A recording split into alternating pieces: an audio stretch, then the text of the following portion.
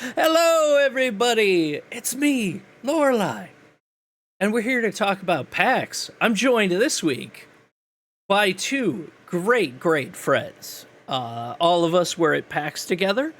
First of all, let me introduce our special guest for the podcast. Solon, you're back. Solon is back. Hi. The mighty Hey, I'm Shorty back. SP. Yeah, That's right. That's right. it's I've been on a journey of scholarship. I've been on the waves of the what are they called? The marble halls of learning. I've spent a year in my master's program, and now I'm a library guy. I'm a guy full of libraries. awesome. And we're also joined by fellow Gamesline member, Franny. Franny, how you doing? Hi, long time no see. Long time no speak. Yeah, it has been a while, and now you people actually do get to see, which is exciting. But yes, as I said, all of us were together at the Penny Arcade Expo this week. If that's what they even call it anymore, I think it's just PAX now. Yeah. But we all had a great time, and we arrived home, and now we're ready to talk about things. We had to wait a few days because of fun things called embargoes. That's true. Yeah. Yes. A couple of companies I spoke to were like, you can't talk about our stuff until Thursday. And I was like, awesome. I'm going to talk about it on Thursday. I'm very excited to because y'all have games I love. So Yeah, you woke up this morning, you installed the new Hollow Knight game, except you didn't because the servers were down, and then you immediately went, all right, I'm going to talk about every video game I'm not allowed to talk about. She woke up, felt that embargo lift off her shoulder. yes, Yeah, exactly. physically. I felt that embargo lift, and then I went, I'm going to log on to Final Fantasy XIV and do some crafting in space until while I edit down some of this B-roll I have.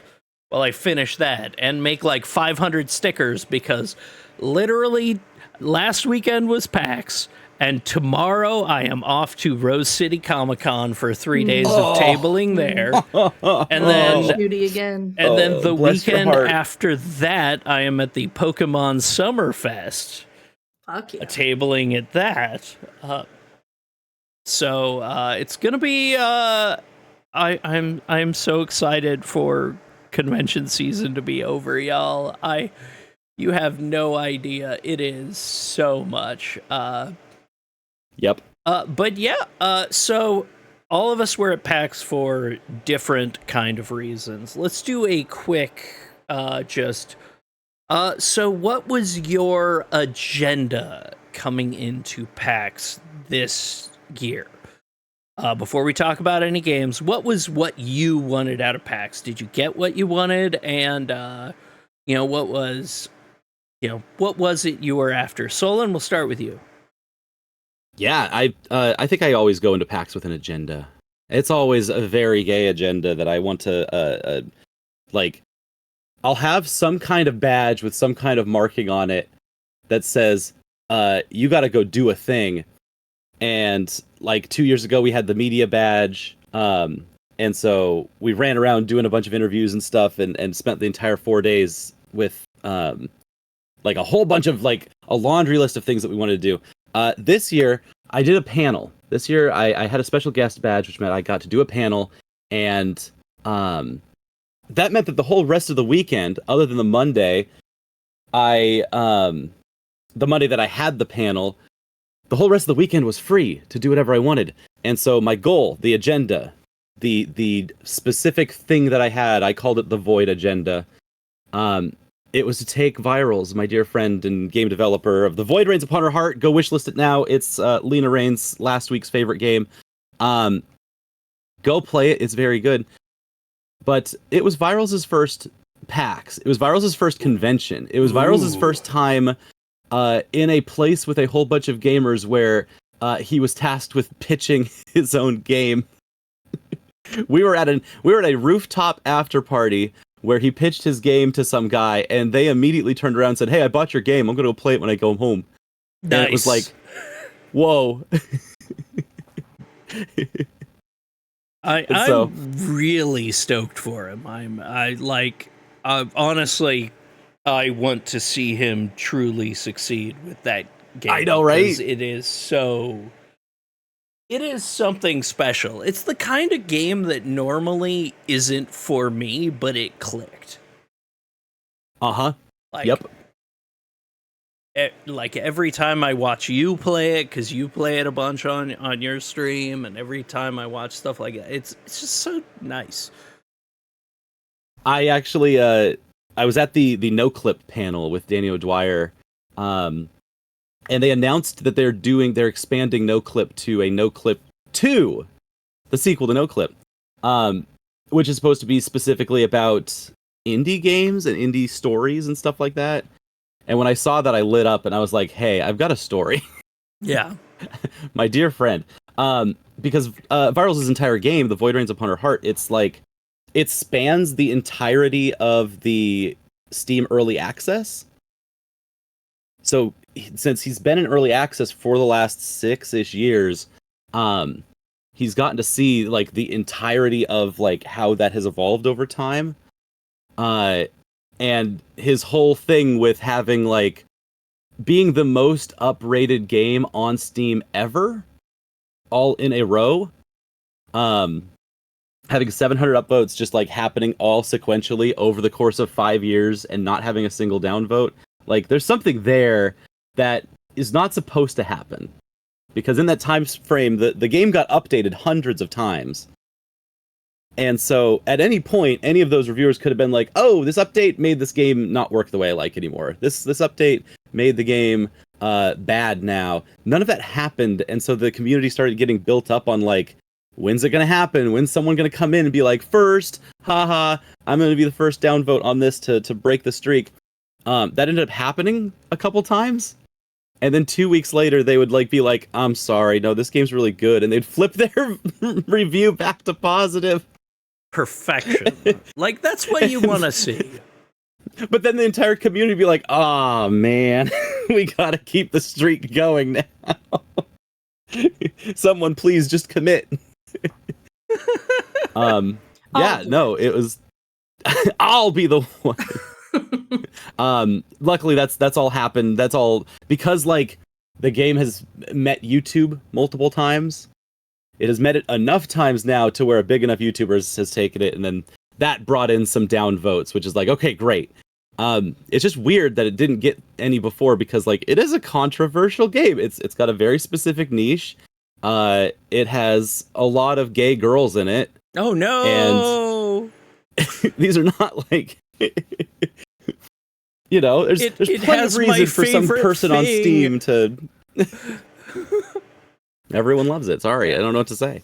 But yeah, I was taking the Void Agenda was taking Virals around PAX and showing him what an entire giant convention like PAX is, showing him the Red Bull fueled haze that is the 7-year-long convention that lasts 4 days. Did you stop by the Red Bull Creator Club and get a Red Bull cocktail? I was on the Red Bull streets where the Red Bull DJ played me a Red Bull song. See, I was walking through the Red Bull streets, and I immediately got out of them when a very naked man in angel wings walked by. Ooh. Was it a Red Bull mascot? No, it was just a guy in angel wing with a dong flopping everywhere. Nice. Oh, that's just Seattle. Yeah, hanging dong. It's the most Seattle-ass thing. Glittery angel wings hanging dong. It was wonderful. Okay, now let's move. Franny, what's your agenda? I'll be honest with you. How'd you survive this weekend? Because you do double events. I never have an agenda when I go to PAX. Mostly because starting 2 years ago, I also have to cover our wrestling show at Bumper Shoot, which is for some reason the exact same weekend. Luckily, both events have scaled down post-COVID, so they're pretty manageable. I only go into PAX. Well, this year they changed their times around, so I was really only able to go into PAX like Friday and Monday. So Friday I go in and I feverishly scope out the exhibition halls. And then I ask people who seem interesting, do you want to talk on Monday? And they're like, absolutely. Please don't talk to me today. And I was like, absolutely. I don't want to talk today. So then I go back on Monday It's and smart. I see, I go back on Monday and I see if they're not busy. And I did talk to a few people. I also went to, or was hit up by someone from Slice, which is, I believe, give me a second actually. I think it's Seattle Loves Indie Creators Expo. It's a new thing where they have the Seattle Indies group kind of come together, host panels. They had like a little pitch corner where you could get some pitch experts to kind of hear you out and give you some tips. There were many panels. It felt like half of them were about AI, which was interesting. The Mhm. space was nice. There were a lot of little uh, corners for people to network and do their own work if they needed to. Um, so that was a nice little expo. And yeah, I mean, there's more. I saw a Dan Olson panel, which was him debuting his Call of Duty Ghosts video. Oh, Uh, you were there too? I'm oh, so glad. it was so good. Really speaks to the kind of intersectional critique that I think should be more prevalent in games writing. The close play, yeah. Yeah. Otherwise, yeah, I just go in and I kind of treat it like a buffet, and I'm just like, okay, what looks good? What am I hungry for? Mm-hmm. Let me eat it up. The nice thing about having something like a media badge is I feel like you can go at like a different pace. I don't know what it is about it where I'm like I'm there to observe, and that's just so much less stress on me. Yeah. Yep. That was my feeling too, as when I walked through, and then like you also just have more interesting discussions. Like Yeah. it's kind of it's such a different experience. I remember the first time I actually covered the show was when I was doing things with like I got a media badge through the comic book website that I was working for at the time. Yep. And its first year, the first year of PAX was such an interesting thing. The first couple of years were, and I still run under the same rule. My thing for PAX is I go because I like talking to developers. A lot of times I don't even play the demos they have going. Because I still run under the initial rule that PAX had where there aren't supposed to be reserved stations or lines for media. If there is a big line for a game, or even a small line for a game, and a developer asks me, "Hey, do you want to play our game?" And like, let's schedule. You know, if I go there at a scheduled time that I have with them, and I see their table is full and there's a line of people, I'll say, "Hey, why don't we just stand here and talk for a bit while I watch somebody else play the game?" I don't want to take their slot. That's a lot of what I do at PAX is almost networking. Off That the makes sense. initial, like, because now there are like media specific check-ins and lines and stuff. When it used to be, if you wanted media stuff, you were supposed to do it in a hotel down the street. Mhm. I did one of those this year, but like, what's the word I'm thinking? But like, there were like a bunch of different companies that had like media lines at their booth, and I'm like, this is wrong. This feels wrong. Uh So I Yeah. didn't. I only took advantage of one of those, and that was because Tell me about the one time. What's the one that drew you in so hard that you were like, all right, I'm breaking cool guy media edge, and she's like, I'm going in. The new Onimusha. I had to. Of course, The line, you know, all the Capcom lines were like 2 hours long, so I was just like, you know, they were longer than that. I want to let me tell schedule you. something, and like, so that was my one scheduled one. I did their other games during the media hour because they opened the show 1 hour early on Friday for media. And that I got a lot. I got a lot done then. That was when I jumped into a bunch of different games, and the stuff that I knew was gonna have a long line. But yeah, no, this PAX was a weird, interesting one in that I didn't know I was going to be able to go until like day before, because I had everything booked out. I had everything booked out just fine, and then I made a money transfer from my bank to another account. They accidentally your illegal wire, your laundering business. Yeah, we all know my about laundering business. No, my investment account, but your stock trading, your investment yes. portfolio, and all the.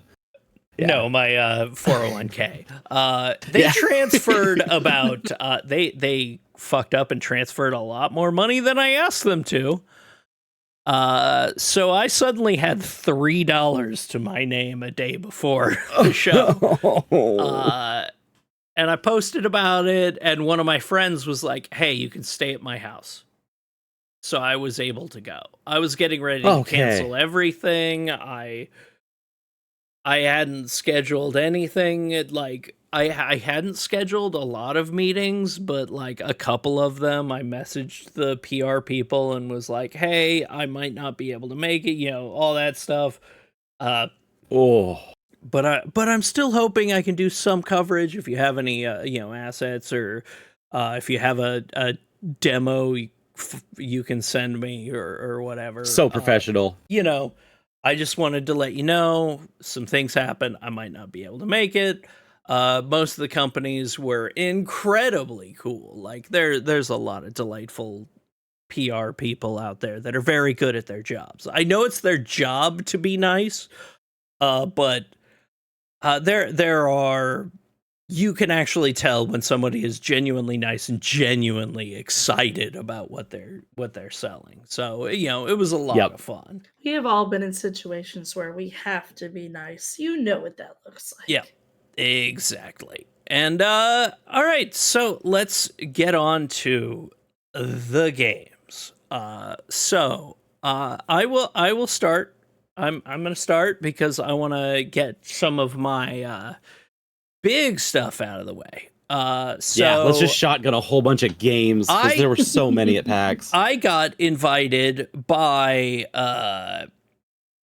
what's the company? Square-Enix to meet them in a hotel to take a look at a bunch of different games that they have coming over the next few months. They wanted to prioritize games that are coming within the next, by the end of the year. So we will go into some of them. I'm going to... Which is wild, because Square Enix did not have a booth at PAX. They did not. Nor did... They did not actually show on the expo hall. They just... Because, they had... Their presence at PAX was just in celebrity. Yeah. It was just people showing up for autograph panels. And so, they had a presence, and it was very, we're better than this, in a way. No, it was not on purpose, but it was, we don't have enough coming for a booth, so next year but it's Square Enix, that's not true. It absolutely... You know who was there? Spy Party was there. The Behemoth booth. Does Behemoth have a whole bunch of stuff they're coming out with? No, they're just showing their old games. Larian was there again. I mean, Larian is the same spot every year. Exactly. Uh huh. funny. And half of their And food Square is Enix, merch. So Square Enix lost their spot. I think Yeah. I'm just I speculating would not wildly, be but I think that's surprised. the real story. There They got were a kicked out of the spot. couple They got of embarrassed, and they were like, "I'm gonna take my ball. You gotta come to our little hotel with our little media badge." yeah. And sorry, Lorelai, go for it. Okay, but we're going to I'm gonna screen share here a little. We are going to bring up our little media player here, and I'm gonna hit play. So we're gonna look at some of this stuff a little bit. So I went and saw, the first thing I saw was I sat down.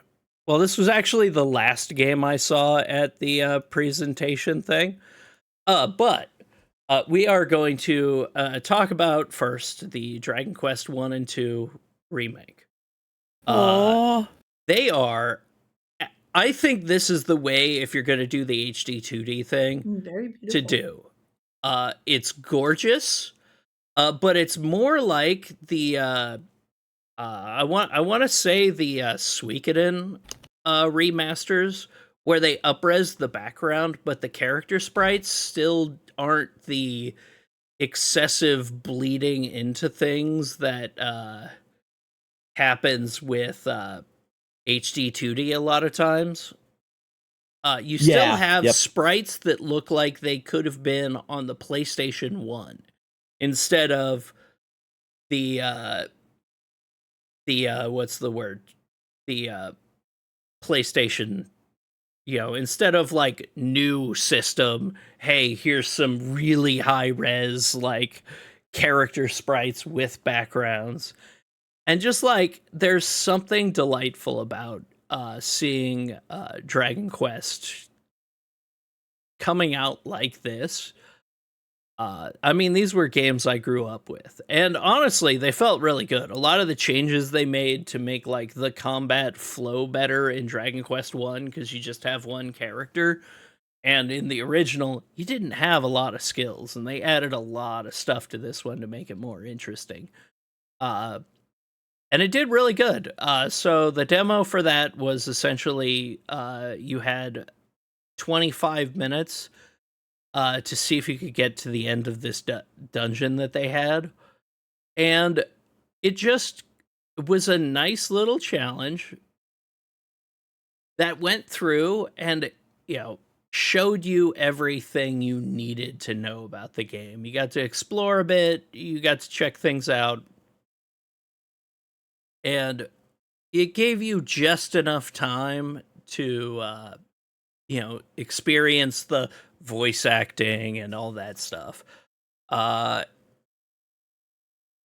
And then they sent you onto the Dragon Quest 2 demo, which had you going to one dungeon with massively underleveled characters, and just told you, try to beat the dungeon. And that was my favorite part of the whole thing. It was so speedy. It was so like, oh, your characters are underlevel. I did one fight, and then I realized if I want to actually get to the end of the dungeon, I have to run from everything. Oh no. Because, like, every enemy is, like, taking off 3/4 of your health with every hit. And it just, like, it's very interesting, because they also added an extra character to your party. So you have a party of 4 instead of 3, like you did in the NES version. Yep. But even with that, being underleveled as much as you are, like, every hit is like 90 damage.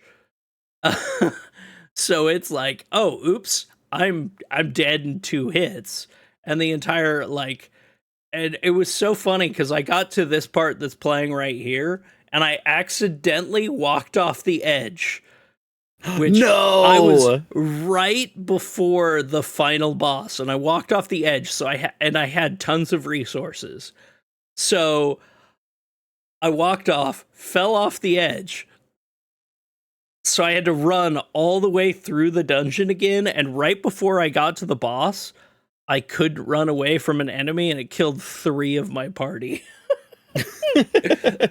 So Oh, I jeez. I get to the end, and it's so just deliciously funny how like we just got I just got completely fucking annihilated, and it was so like, but I also felt really good that I went through the dungeon twice and survived. It was very silly. But it made me really excited about the game because, like, honestly, as I said, like it's the HD 2D that I like because it isn't so high res, and a lot of those games, I just I don't like how they feel.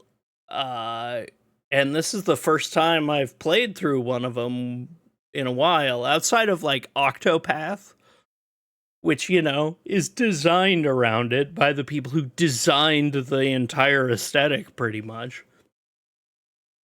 And it felt really, really good. Like I also really liked the presentation because their head of PR is for the game just gives you like a 4-minute speech before the thing, and you know you have to watch a 4-minute video, and he's like the entire time it's like, if you have any question, ask a Square-Enix representative, who is probably me, who's creepily standing behind you looking over your shoulder. It was Always. it was very, very fun, and like honestly, it left me really, really, really. It took me from, this is a game I am probably going to get, to this is one I don't know. Uh, but I genuinely like, or it took me from this is a game I don't know to this is a game I'm definitely gonna end up getting. That's what I meant. I got it all reversed in my head. It's too damn hot here.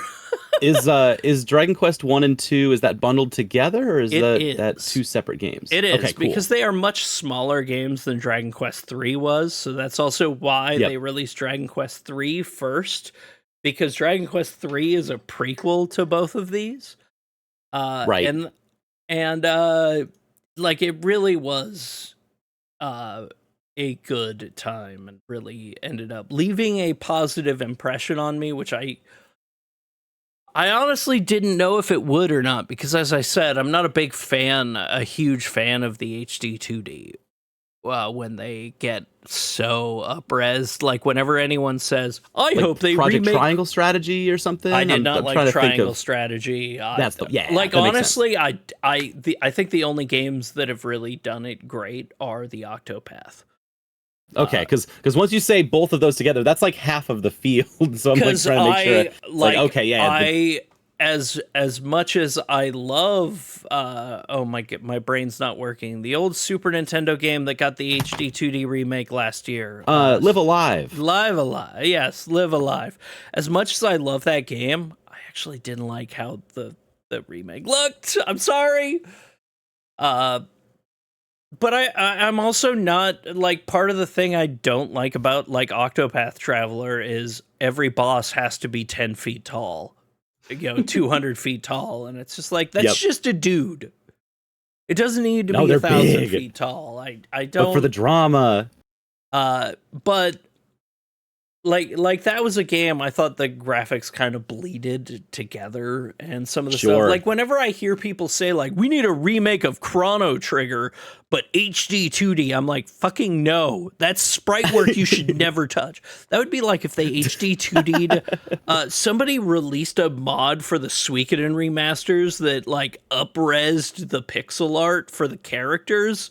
You and wouldn't HD 2D a Rembrandt painting, would you? Fucking exactly. I hate You wouldn't that take shit. Michelangelo's beautiful arches, this masterpiece, into an HD 2D remaster. It legitimately made me angry. I hated it so. Like I saw that mod and I was like, this is so bad. No, if there's like two games you never touch the pixel art with because they're perfect, it's Suikoden 1 and 2 and fucking Chrono Trigger. I feel so validated to see the Dragon Quest has adopted the Octopath HD 2D style. Because it was so long ago that Octopath came out, and I was like, "Yep, this is the future of the genre, and this is going to rehabilitate the entire RPG. We're going to usher in a new era." And people were like, "It's a game called Octopath Traveler." No, it's not. And I was like, I don't know. I really think it is though. It's great. It's like I said though, the Dragon Quest style, the way they did it, it's not the Octopath style of characters. It's not like high res. It's got a lot more color to it. Because it's adapting the Toriyama style, right? It's just so pleasant. It's very, very pleasant to look at. I think it's a cool translation. Yeah. And then and then after that, we went into Octopath Traveler 0, which has town building. The Octopath 0 demo started with like, hey, take 5 minutes to build out town and do all this fun stuff. So you move people into houses, and you build up all of your characters you're recruiting, because it is what's the word I'm thinking of? It is based on the mobile game. It is. Okay. They took yes. they took their mobile game, with it, and they went, hey, we're just going to turn this into a full game. So the interest, and it's pretty cool. It's got, all the stuff from the mobile game. So I was already kind of familiar with how it works, with a lot of the stuff. And it continued to be like, this was so much fun to mess around with, the just building out a town, because I'm a sucker for stuff like this. I play a fuckload of, farm sims and stuff like that. So having this in there was really, really, hey, I love the whole game like a town builder, or is there? No. There's a whole RPG section, right? I'm assuming. You build out your town, and then it's like classic Octopath Traveler, except instead of a 4-character party, you get like 8 of them. You actually do have 8. And you get your big line of characters, and how it works is all of your characters are constantly do gain a point of, I was about to say brave, because it's the same thing as like the bravely default thing, the Octopath thing, where you get your BP. And so what you can do is you can just swap who's in front over and over again and get like two turns in a row of full 8 points. Or if you wait until everyone has 5, you could do like, okay, here's a full turn of fully charged attacks, and then and then your next turn, you just swap your characters over and get a full turn of fully charged attacks. And then you swap your characters over again, and you get a full turn of fully charged attacks. So there's like a bunch of fun strategy with it, and just like all of the different skills and Octopath things are there. This was always the plan. Octopath, 8-person parties. That's so much. It graphically looks like the original game. A lot more so, because it's based on the mobile game that came out significantly before, too. And it has all the mobile game characters, and it's like, when I was doing this, I was like, oh, I know this dungeon, because I went through it in the mobile game. And the mobile game was a legitimately pretty good game for a mobile game. And just like, it continues to have the delightful animation style. As I said, like the Octopath team does the HD 2D thing better than anyone else. They are much better at not bleeding into the background with stuff. It just looks good and feels good. And it's nice to have more games of this type, and like, just, you still have the giant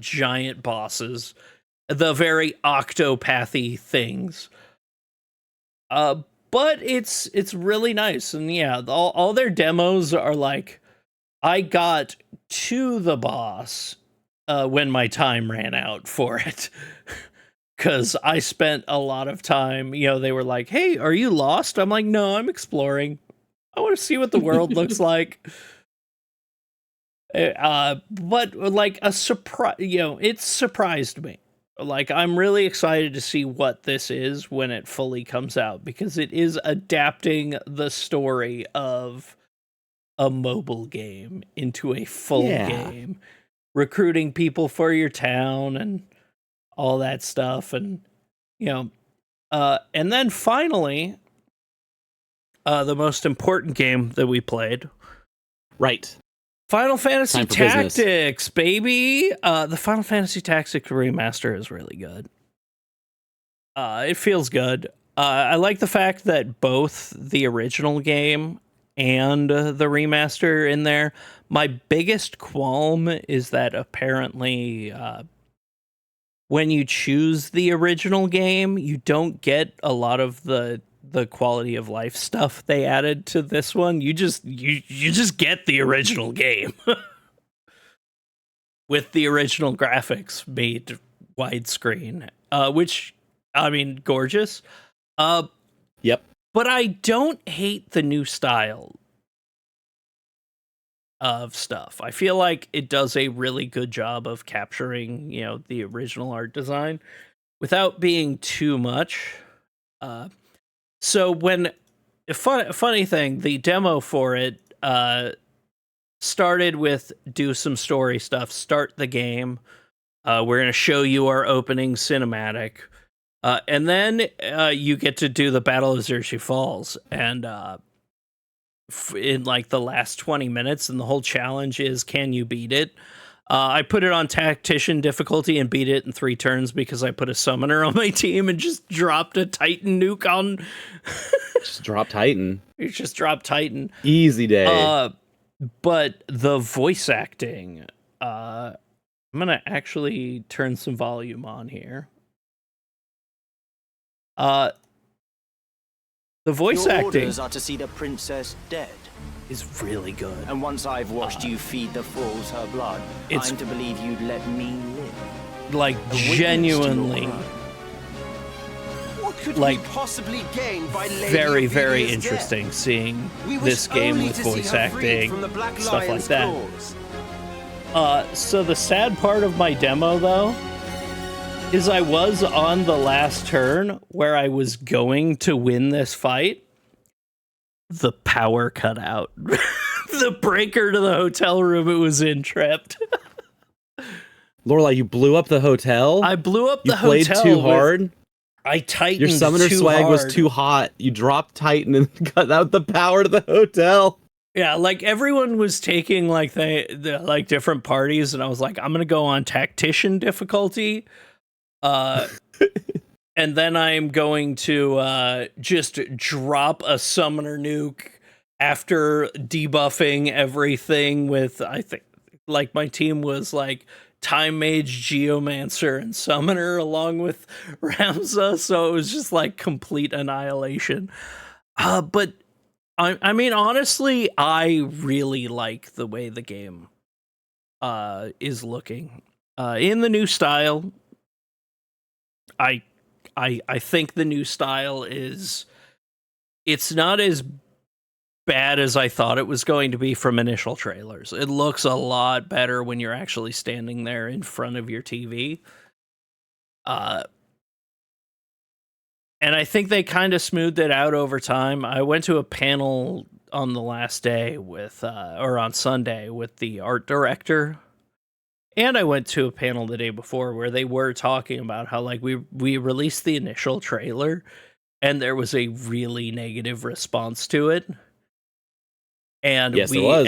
And we ended up rebuilding, reworking like some of that to like, hey, what do we want? We want the game to look like the portraits as much as we can, while also capturing the original game. And also we're going to include the original game if there are people who are like, yeah, I don't want to look at the new stuff. I don't want to look at the new style. And it was it's Final Fantasy Tactics. They're with, as I said, like the voice acting. Records of the hero deleter Hyrule first is appear so- 1 year before the is outbreak really well of the done. War of the Lions. Just Yeah. where It was with us. 30, yeah. Just All right, everybody, fall in. every character, every bit of dialogue from dungeons to I mean not dungeons, but to in battle when they're shouting stuff, Sky has an assignment to, for its Knight's Apprentice, Duke Larg's Royal to Guard. everywhere else. It's just really, really, really nice to see. Yeah, you seem to have this really special experience with the Square-Enix folks. I mean, it's really nice. That's a whole to side see of PAX that no one else got to have. That's awesome. Yeah, I mean, there were a lot of content creators that got it, but there were also a lot of like just really cool. Tolerate no injustice. There were just a lot of really cool moments of where is it? I think it was Trail.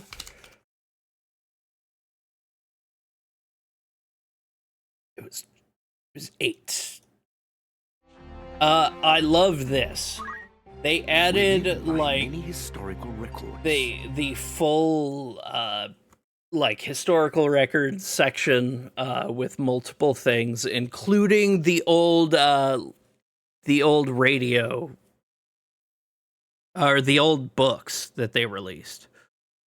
I'm glad you brought this up, because if I'm remembering right, something about this release of Final Fantasy Tactics is it's supposed to be coming out with functionality that's kind of akin to what Final Fantasy 16 had. Yeah. The active lore thing that reads out, like you can pause the game and be like, hey, what is happening in the story right now? And they'll give you a really nice breakdown of things. Yeah. And like just having the voice acting and whatnot made me so like I'm sorry, when you go into battle and you hear Agrias and she kind of sounds exactly like that fight in 14 and like screaming some of the same things. Oh, it filled me with joy. It's Like- really cool. I think that's the way that encyclopedias have been getting built Yeah. into games, Yeah. from the library's perspective, obviously. The way that those have been getting built in have been emulating the way that trivia gets built into like live streaming movie apps, Netflix and HBO Yeah. Max and stuff, where they tell you the details about actors and stuff. Yeah. They put that into the games, and they looped it into the things that are already a part of making a game, which is having like, hey, here's my dictionary of objects, here's what they all mean. You have that in the background when you're making a game, and to put that into the surface and then tie it into like a real time, like, all right, you're at the part of the game where these characters are on screen, so we can pause and put those definitions up that were already in the background of our game, put those onto the screen. That's really cool. Yeah. We're really getting somewhere with the information science inside of games that I'm like, awesome, let's keep this going. Yeah, that was honestly my favorite part of Final Fantasy 16. A game Mhm. I love and hate at the same time. Because it is like I don't want to get too deep into it, Yeah, but it did with Final like- Fantasy Tactics also doing that, Yeah. I'm like, yes, we're doing it. It's the future. There it is. and like Final Fantasy 14 started doing it too. Like they started Cool. adding a lot of the encyclopedia stuff into the game rather than, hey, you gotta go buy the Encyclopedia Eorzea if you want this info and stuff like that. Okay. They've been doing a lot of Square has been doing a really good job building stuff like that out, and it's like makes me simultaneously excited for the future of what they're doing, but also really scared considering how much like weird decisions they're making. Like eventually it's going to be like, you want the lore, buy the NFT. I'll say they did that for Owlcat, did that for Rogue Trader, which for a Warhammer property is highly needed. Yeah. Oh wait, which part did they do? They did sorry. not They, the like, NFT part. They did the No. Oh, I'm sorry. The lore No. part. As far as I know, like the lore, like they'll just drop canon accurate terms and then have it highlighted for you to learn what the hell that is. And that's They'll very do the nice. tooltip style. Yeah. There's a lot of Warhammer speak. So Yeah. Like I love stuff like that. So, and I'm glad it's more common now than it has ever been. Other game I played, games I played that I really, really liked. I think honestly my game of the show actually came from Namco Bandai. Ooh. Have you ever heard of Toa and the Guardians of the Sacred Tree? No, not at all. Okay, so let me give you the pitch right now. It is a roguelike, a roguelike game where you, first of all, you craft your own swords. So you can kind of like, even though it's just aesthetic, you can kind of shape them, like make the blade go backwards or do funny things and like all sorts of things. So the conceit is you control two characters at once. Franny and I both played this at the end of the show on our way out. I had also played it earlier in the day too, but it is, the entire conceit is you control two characters at once. Your Tsurugi, who is your character with a sword, and your oh my god, what was it called? Your Kagura, which is a mage user. They have a staff that allow you to progress through the stages, and every character can be both. Each character as a Kagura has different magic spells that level up like Hades. Each character has sword attacks that level up like Hades. But you have to balance both at the same time because you are controlling both characters. And if you click in the right stick, you can literally control both characters, one with each stick. And part of the gimmick is you can't get too far from each other without tethering and taking damage. So there's this really interesting push and pull, like, my mage isn't getting out of the way of stuff fast enough sometimes, so I need to manually take control of them and control both at the same time and loop around bosses and stuff like that. And there's all sorts of like wild strategy. The game's absolutely stunning. It's beautiful. And just the way the strategy of having two characters at once comes into play just feels really good. I'll say as like someone who struggles to do two things at the same time. There were a couple hiccups, but it was like intuitive enough that it felt nice to play. Yeah. And I wasn't really struggling to perform the core mechanic of the whole game. It was really nice. Yeah. Franny, did this remind you at all of like Hades? That's kind of the vibe I'm seeing. Like a little bit. It's much, I think the two character vibe was much more like unique. Cool. Okay, that's exactly what I'm. Roguelike stages were pretty familiar, but that specific mechanic really made it stand out.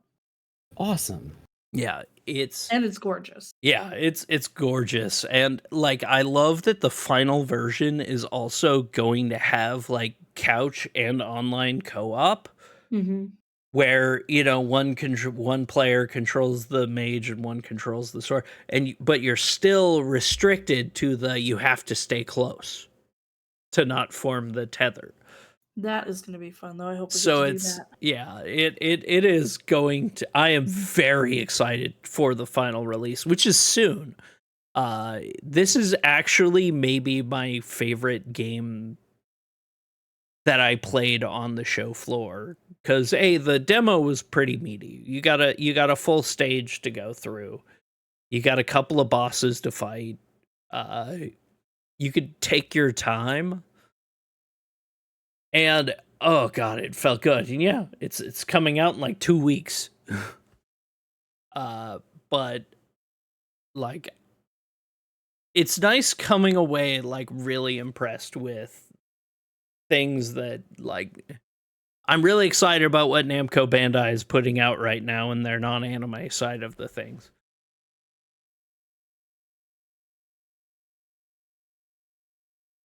And then I'm gonna talk about 2 more games. One of which, Onimusha, the new Onimusha. I had a wonderful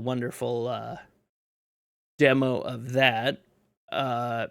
Which I tore through faster than any other person because hey, I'm really good at Neo, and they really scratched my my Neo 2 itch, because it feels like Neo, like but with the parrying of Wo Long, so like everything could be parried if your timing was good. I'm hoping there are more difficulties than the normal difficulty in the final version, but like even like you'd get like people shooting arrows at you from afar, and you could parry those and send them right back at the guys. Oh, wacky. Yeah, so I mean, it really is a very Souls-like game. It feels like, the action feels like a Neo.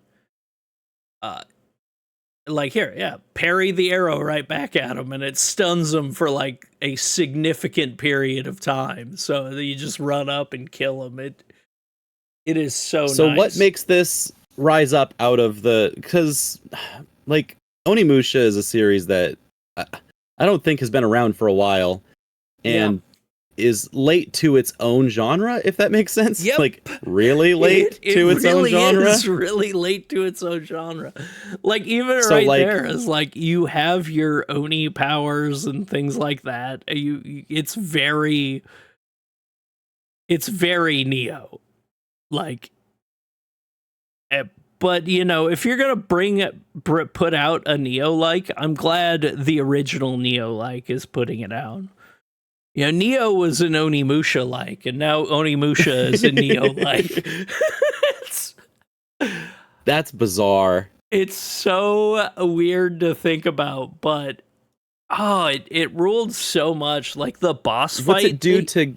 Oh yeah, go ahead. The boss fight that you had in there felt really good, because that was the first time I was like really thinking about my timing on everything, and then I killed it without getting hit, but it Nice. definitely No hit the boss. Yeah, it felt like I am so glad to have this franchise back, because part of the reason I did buy Neo when it came out was like, oh shit, this looks like Onimusha. I miss Onimusha. This is like, what if Onimusha didn't have Jean Reno? Was Neo.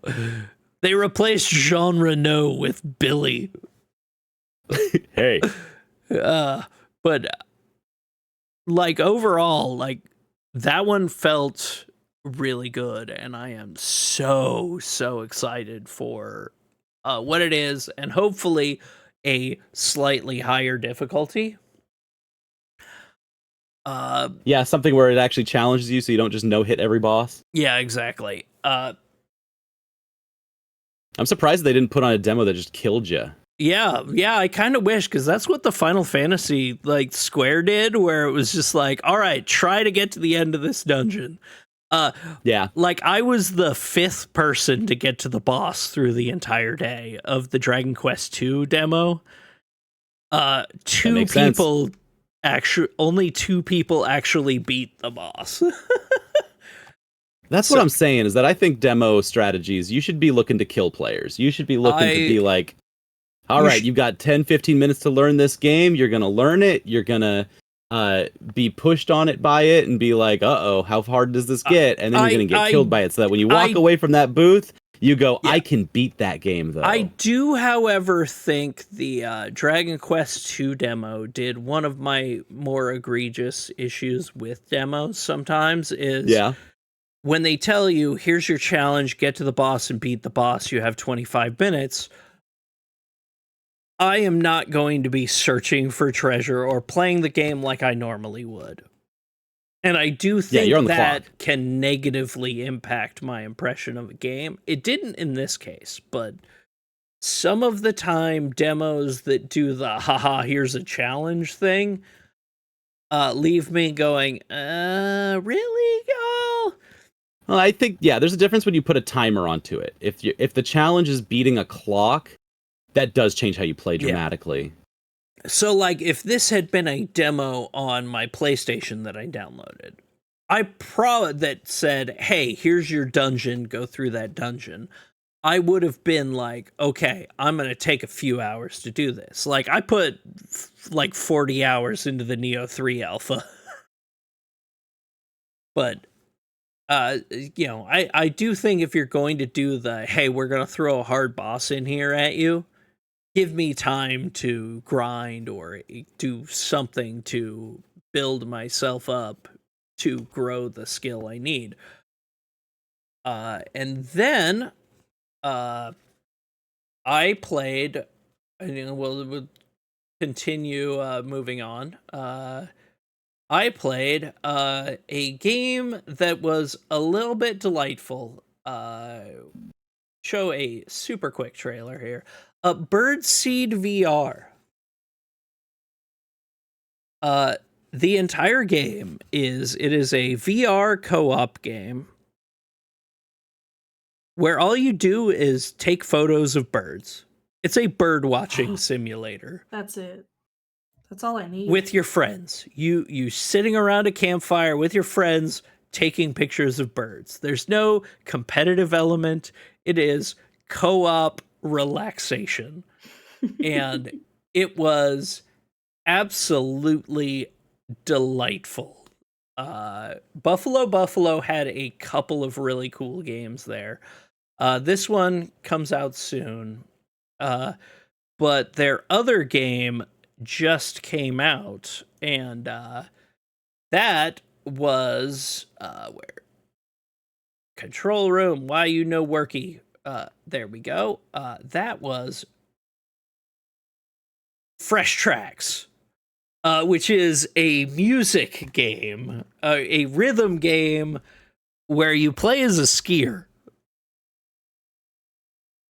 So you're skiing down the tracks, picking up things and hacking your way through trees and stuff like that.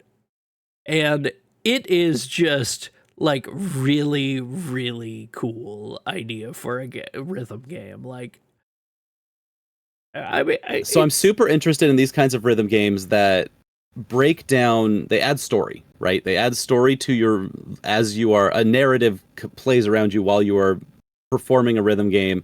And it looks like this is a game where you switch tracks by like changing the slopes that you're on. So like it naturally progresses a couple different directions down like lanes. Yeah. And I like that a lot. I'm seeing Sayonara Wild Hearts, but I'm also seeing Everhood. I'm seeing, this is a thing where like, it's the hardest thing to add narrative into a rhythm game because you're tunnel focused on performing the rhythm game, right? Yeah. Anything that happens that tells you narrative around that is like so peripheral. Yep. And really just pretty. What I loved about it is like their big selling point, because I was walking around with a streamer friend of mine, their big selling point to him was, hey, it's all our own music, so you can stream it safely. Which is something you worry about when you it is something you worry about when you are playing a rhythm game. Is my entire VOD going to be muted when I finish this? But just there was something really just zen about it. The music was really good. I really like the guys who are making it. I've been reaching out to them to talk more about their games because very cool, very cool stuff. And both of those were delight. And the last game I will talk about, well, actually I did play two more. I played God Save Birmingham. Oh yeah, I saw that. Which I'm not too was big on zombies though. Yeah, it's a very early alpha zombie game. It's got a lot of The promise, zombies are still fresh, but it's got a lot of promise. I do like they have a video showing off what the last demo was at PAX East, and it just like character movement was like terrain would cause legs to like bend in the weirdest fucking ways, and it was so Awesome. funny, and it was just like, oh, this is early alpha still. Bless them for showing the guts like that. And It's it so cool. still is, but it was fun. It reminded me, honestly, of the early demos for Dead Island, almost, where you're like hitting things, and there's a really like satisfying thwack to it. So, I mean, pretty good. I don't know if I'm completely sold on it yet, but I did enjoy my little demo with it. And then the last game I played was called Rebel Engine, which was it's first-person Devil May Cry. You have a gun, you have a melee attack. If you stop moving, you die. You build up your combo meter to, you build up your rank. I never got above D because I suck at that kind of game, but like I like the fact that the entire thing is you have 4 guns by the end of the demo, and every time you switch weapons, you automatically reload. So the entire gimmick is shoot all your bullets, immediately switch weapons, shoot all your bullets, immediately switch back, and you've got all your bullets back. So you're just constantly and then you never stop shooting and moving, and it feels good. Cool. Like, it felt really good. It was fun. Like, I wish they had a trailer on YouTube, but they don't. Their only trailers on frickin' TikTok, and but very nice. Like just the TikTok game devs. Let's go. A very good time. There are more games that I have had demos sent to me that I need to poke through, because I spent a lot of time Monday walking around introducing myself to a lot of game developers and saying, hey, Starlight Car is a thing that's going to be happening more. Yeah, do some more dev talks. Fire up the Starlight Car. Yeah, I talked to a few of them, and was just like, there were a couple of companies that were right next to each other, and I was like, I would love to get both of your art directors on to interview each other. Because one of my big issues with shows with panels that are like, oh, this dev is bringing on to talk to another dev, and they never actually talk to each other. They just answer questions from a moderator. No, what I want to do is I want to bring a couple people on to talk to each other, where, yes, I am moderating, but they are talking to each other, not just responding to what I said and going question to question. And then I will bring up one final thing that has me really delighted. So on Sunday, I showed up at 7 a.m. I think, to wait in line for a very long time so that I could get one of these. Yeah. That right there is a ticket Got an for an interview with autograph Yoshi P? session with Naoki Yoshida, Hiroshi Minagawa, And I had a little piece of art from my girlfriend that I wanted them to sign. And sure enough, after waiting in line for a significant amount of time,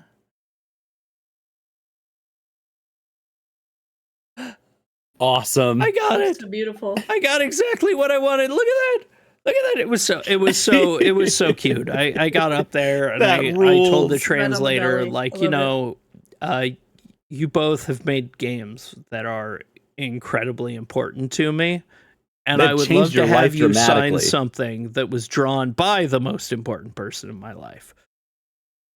Yeah. And, they were just like delighted. And then you hear Yoshida go, I call Betty.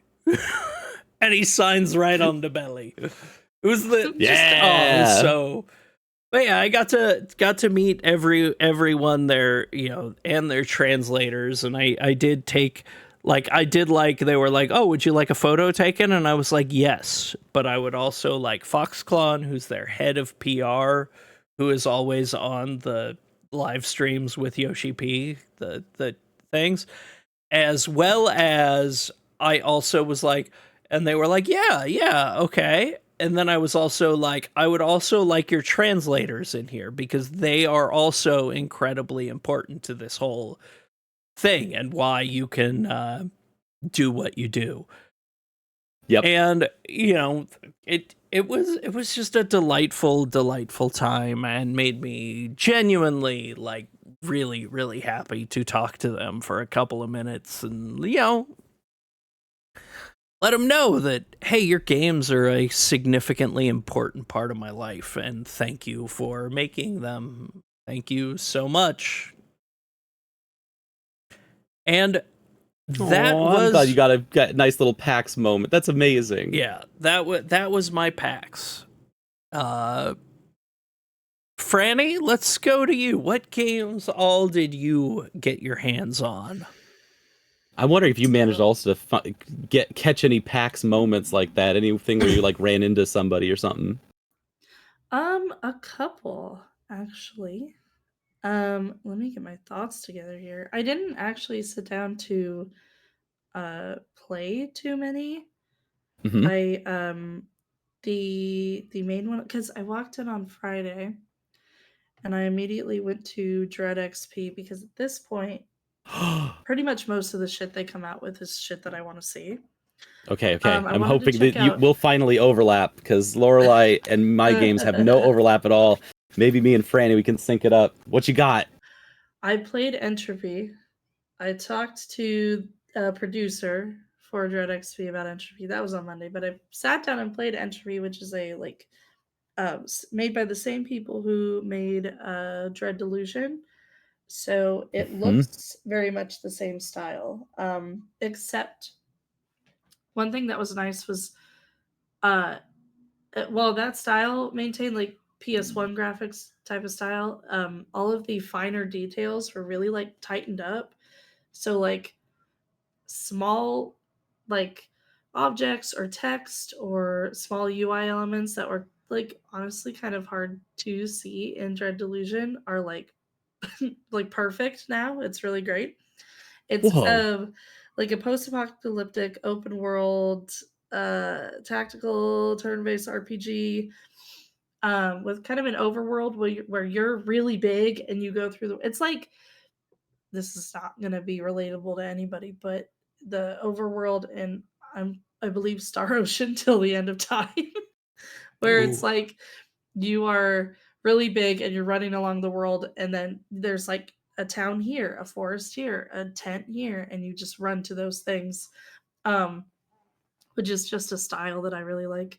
And basically, the demo was you are part of a theater troupe who are putting on a play, and your play is interrupted by a demon attack, obviously. So then you have to go to part of the demo was going to warn the other towns, and you pick up stragglers along the way and add them to your party. It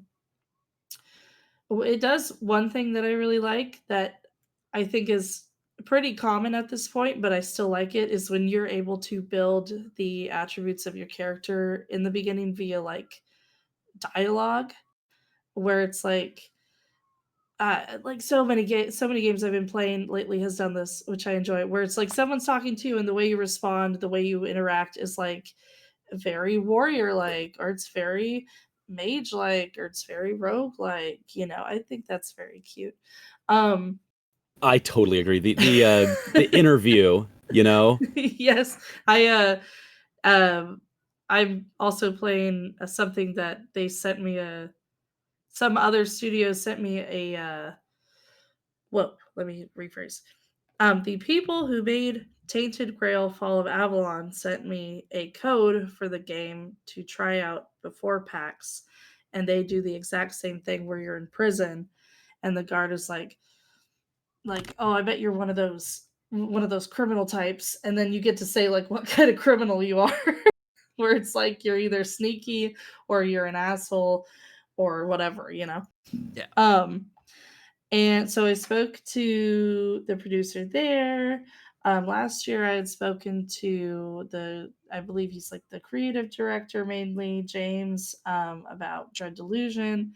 And there was a lot of those same inspirations about like Bethesda games like Morrowind. This one's a little bit more Final Fantasy with the tactical turn-based combat.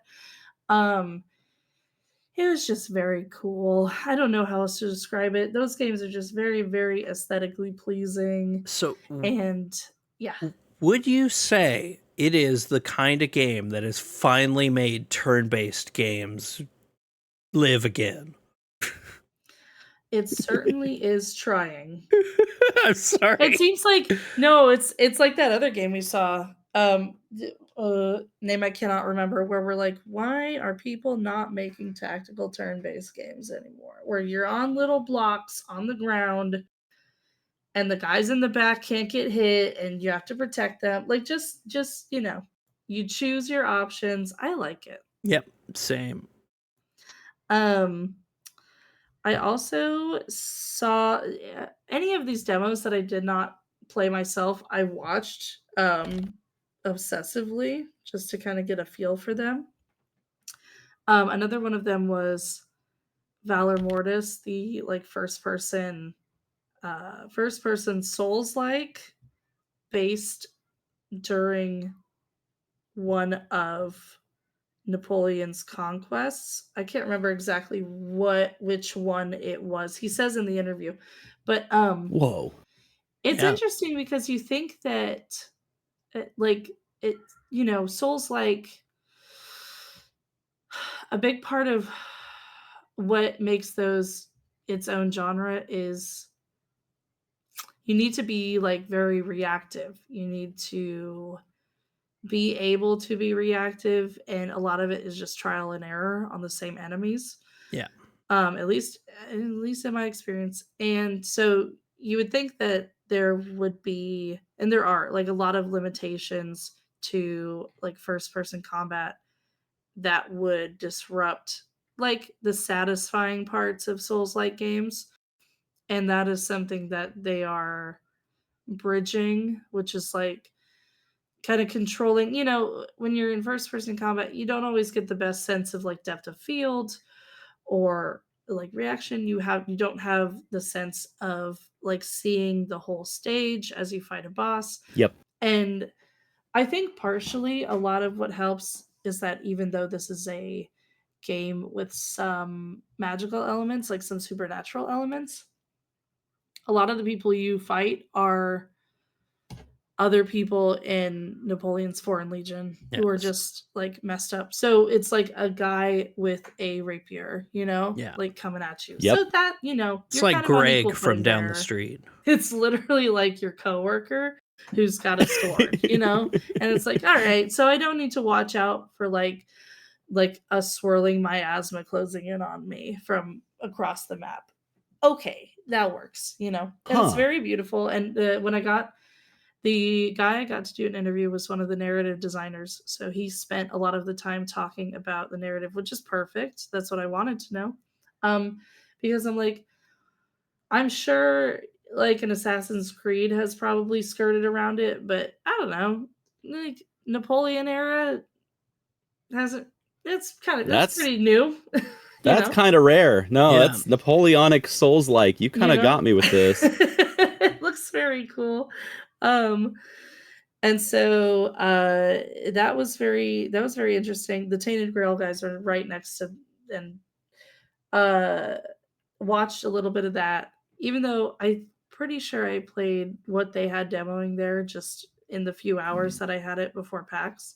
That's another good game. That one is basically that one's also first person combat, little less punishing than like a Souls like. It's much more straight up first person RPG, based in some like King Arthur Merlin times, but with a very like dark fantasy magical like twist. It's hard to explain. It's very interesting, and it's like there's also, I will say, obviously, like things like Arthurian legends lend itself really well to like a dark spin. But then in the beginning, you go to like King Arthur's tomb, and it's fully H.R. Geiger shit, and I'm like, What? that's fun. That's also fun. So you've not only taken like a very dramatized dark fantasy twist with an already like classical medieval setting, but and now there's like like biological stuff, wires and goos and whatever. Like that's okay. Nice. So I'm excited to dive a little bit more into that. I did not get to speak to them. There was another one called Hank Drowning on Dry Land. His premise, it's very comic booky. Like genuinely, I guess I could be pulling it up. Hold on. It's very like, let me,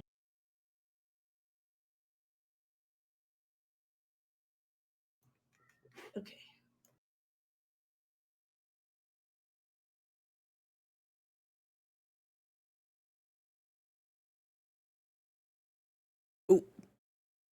Nice. Oh, this Working? rocks. Is this working? Yep. It's working. Okay, so I'll just leave it muted. But it's very obviously inspired by, I said, Wildstorm comics. His visual kind of guy was not there. The guy who did the art for it, he was the like game designer. The big thing about this is like you are basically, it's kind of co-op, but it's avoiding yourself so you don't cause a paradox. So there's a lot there's a lot of independent elements that are working like together and against each other that you more or less control. You control time, so you can go back. He said as far as 30 minutes, which is pretty impressive. And it's just got this really insane visual style that I like very much. And his pitch was like, what if Batman was drunk all the time and could control time? And I was like, you know what? I'm seeing it. And the interview I had with him was so delightful. He was like so happy to be there. And his main thing was like, I'm happy to be here. I'm so happy that people are seeing finally the finished part of the project that I just kind of want them to see what I was seeing when I was trying to make it, because he was the one that pitched it to like his art guy, and the art guy was like not like totally getting it right away, and then it like finally clicked for them. And he just had all this enthusiasm about like physical media and like realizing a project that made him like making it look like how it looked in his head. And I was like, brother, I fucking get it. That's it. That's how you want it, Oh my god. So you caught him right as he's like, he has finally manifested the project in a way where it looks like what his vision was. Yeah. And so he can finally demo it to people and be like, that's the Hank that I was looking for. This is the That's game so validating. that I had in my head. And it's so he almost had like a relief, where he's like, we did it, and people are seeing it and they're getting it. And I was like, I am obsessed with you. He was so delightful. I had the same thing happen with. I got to talk with the Captain Wayne folks. Do you remember when we interviewed them 2 years ago? Yeah, they were here this year. They had a bigger booth. They had a bigger booth. They They had a had slightly grown. bigger booth. We're climbing up. We're climbing up. Let me. People are making it. It's really exciting. I'll go back to.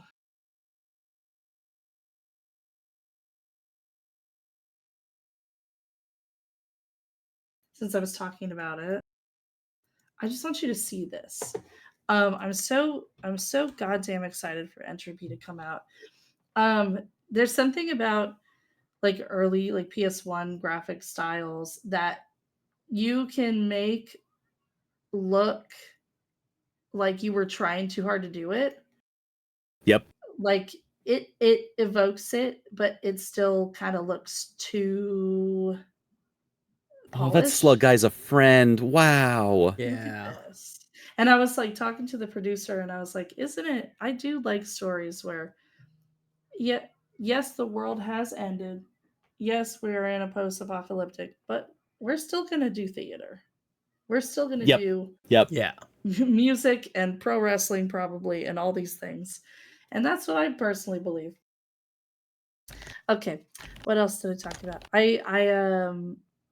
I caught up with a few of the guys that I talked to last year because they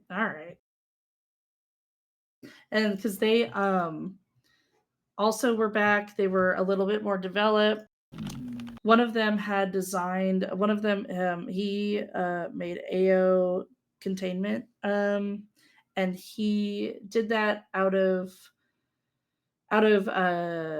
RPG Maker with like a bunch of plugins. And I showed up again and I was like, what's new? And he was like, we made 2 other games based on all of the plugins and the system that we kind of made this AO game out of. And one of them's like a Spore and Pokemon crossover, like A kind of Spokemon. style. Right? And then another one that he was like, we're still working on it. But it's all kind of based on the system of plugins in RPG Maker that they developed, which they are very proud about, and they should be. And then another guy, the guy that is making Away From Home, who is, by the way, 21 years old. Because when I put in that like interview to be touched up by the rest of like you guys, we were reading it and that's what it hit me, that he said he played Undertale in middle school. So I went, hey, by the way, can I ask you I was like, you said that you played Undertale when you were in like middle school. He went, yeah. And I went, so that means you're like, he's like, I'm 21. And I was like, oh my God. He's Let me a show you. baby. Nice.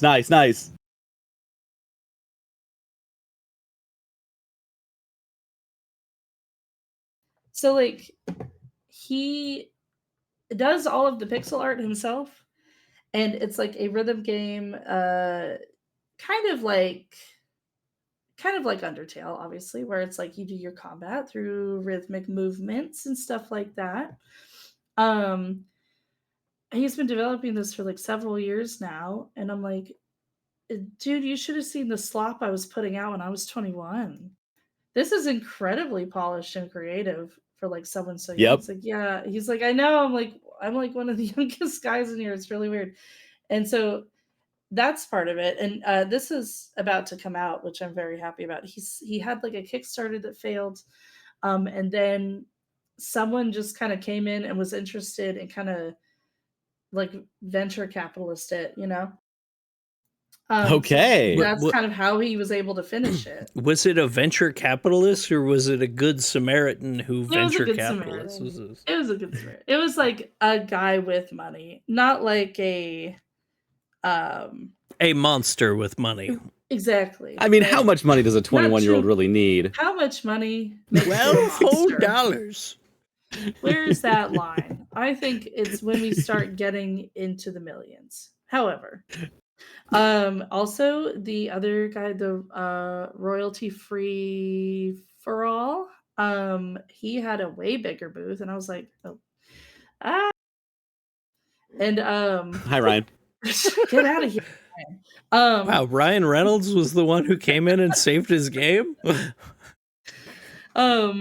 He had a way bigger booth, and every time I was going up there, he was like getting interviewed by people, and I was like, you know what?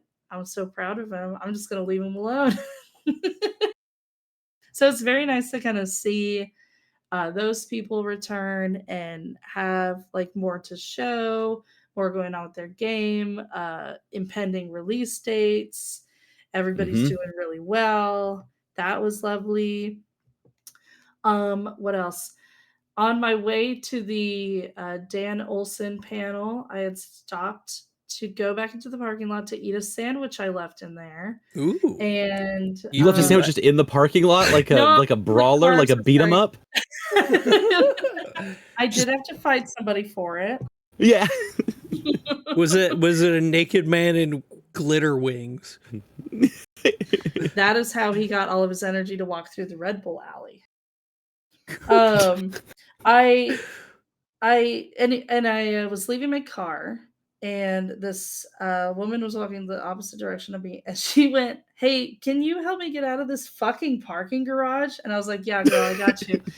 And we were walking through the parking garage because the one attached to the convention center is a labyrinth. Yep. And it's really horrible. So I helped her get out, and she was going to like an industry party thing down the street. So we just walked and talked without getting too specific. She was some sort of director for some big company that had recently had a lot of big layoffs, and she was part of it. And she told me what her role was, and I was like, don't they need you? She was like, apparently not. Not with AI. And I was like, awesome. So we walked down, we talked a bit about like industry stuff where she was like, oh, what are you doing here? I was like, I was talking to people, I like writing about video games, and this is kind of the best way to get in there. And she was like, have you ever thought about being like a games writer? And I was like, yeah. Oh yeah, very much so. A lot. Yeah, girl, like a lot, but like where, there's too many, and now there's way too many just floating around out there looking for work. And also it's kind of one of those things where when you go try to get like in my early 20s, I used to come to PAX and be like, oh, how did you get involved in like writing for games? And it's always a different story every time. Yeah. And it's always something like, Yep. oh, I saved someone's life outside of a Quiznos, and it was like the creative director for Rockstar or something, and it's like, well, that's not going to happen to me. So I guess I'll go do something else. Well, have you tried hanging around, some Bay Area Quiznos? Right. I'm trying to do some Great Gatsby shit with games. Right Yeah. But especially now, and that was also very interesting with Slice. Obviously, AI is becoming a much bigger issue lately. It's like ramping up, and that's why it just keeps coming up. And I talked to her about that, where I was like, I went to that Indies Expo, and there was like, whoa, and there was like all like, they had a full panel full of guys that were just like, oh yeah, I do text generation, I do asset generation, and it's like, that's the death of this industry. Alongside the other vibe, which was, hey, it's really hard. It's really hard for people in the games industry right now because there's no jobs and we keep losing our jobs. And it's like, how are you people in the same building right now and it's not exploding? Yeah. Yeah, there should be a war happening here. So it was a very interesting dynamic. And so that was my little bit with her. That was fun, kind of meeting someone who had actually been materially impacted by things like layoffs, where the stated explicit reason was they are investing more in AI to replace people's jobs. And like, that's cool, and she's like, yeah, I've been working on games for 20 years and like no one's giving me a call back. And I'm like, so cool, girl. Yeah. So that's nice to get kind of down there at the real level, kind of things that are going on. I also had a talk with someone like that where they were talking about the stuff that they were doing, and they were like, "Oh yeah, that's because I got laid off." And the way they put it was that they were trying to like, you can't get weighed down in all of the details because there's just these are processes that are so much bigger than an individual person. And so they were just like, Absolutely. I'm just trying to naturalize the concept of being laid off anytime I'm going into a job. And I'm Yeah, like, that's of course. harrowing. But also that is the reality of it, where people are being laid off of jobs in mass, being hired in a weird kind of mass. It doesn't Yeah. feel like the same amount of mass, but like they're just constantly in that flux. There's now a natural hiring and being laid off process for these Yes. people. And you just have to not get in the weeds with it, because it will blackpill you like instantly. Oh, absolutely. It will wither you if you even think about it for too long. But like that was the vibe that I was getting too. Yeah, especially with like the new, I don't know, like I don't know if it's a surge any more than it was a surge like 10 years ago or 15 years ago, but I feel like there is a huge surge of indie developers and just people trying to make games because you're not going to probably get in a studio to do it, you Yeah. know? Yeah. And just the desire for resources around that new industry and so many people taking on their projects themselves. And then it's like I think the where do you optimistic find- side of it is seeing folks take that, embrace that, like, all right, I've been laid off, there's going to be another job coming. I'm going to take this opportunity to try to make something for myself. I'm going to try to make Absolutely. something that expresses an idea that is core to me and only me. And that part is very nice. And I got to see a That little bit is of that nice. at PAX. Yeah. Not being limited, just making Mhm. the thing that you want to make has always more or less kind of turned out well, you know. So what And did you there's think of always, but when this woman came up to you in the garage and was like, "Hey, what are your dreams and fascinations?" What did you think of? oh What were you God, I thinking don't about? know. I'm just Right? It's like um when I first started going to PAX, it was such a different vibe and it was such a different there was so much more like possibility. And it's a different possibility nowadays. There was so much more Yep. possibility to be picked up by a studio, to work in the games industry. Obviously, like looking back now, kind of glad that didn't happen because it's not like the games industry, even especially with the companies that 20-year-old me wanted to work for so bad. It's not like that would have been a good environment for a woman. So great. I Mhm. dodged a few bullets there. And now it's like seeing like a post industry situation where now the industry is made up by so many individuals making their own stuff that is almost more hopeful, you know, than the disappointment of like trying and failing for not trying that hard, but trying and failing for so many years to get myself to a place where I might work in the games industry in like an actual productive way, like writing or something, you know. Yeah. Especially when that was a little more niche and like a little bit more possible. Um, Now it's a lot of grassroots, a lot of, like I said, a lot of indie, like meeting people who are kind of on the same level as one another, where they're constantly fighting with time and funding and their day jobs and like weird industry gatekeeping and AI now, you know, and it's like Yep. it's still a struggle, but it's like we're all struggling together. So Yeah. it's kind of Yeah, nice. PAX really crystallizes that struggle where you do see the like all of it happening and you're not alone in it. Yeah. Especially with how it's changed. Like a lot Mhm. of the big companies pulled out during the Mhm. pandemic. Not well, it wasn't happening to it, but you know, they realized that they could just do their own conventions and their own showcases.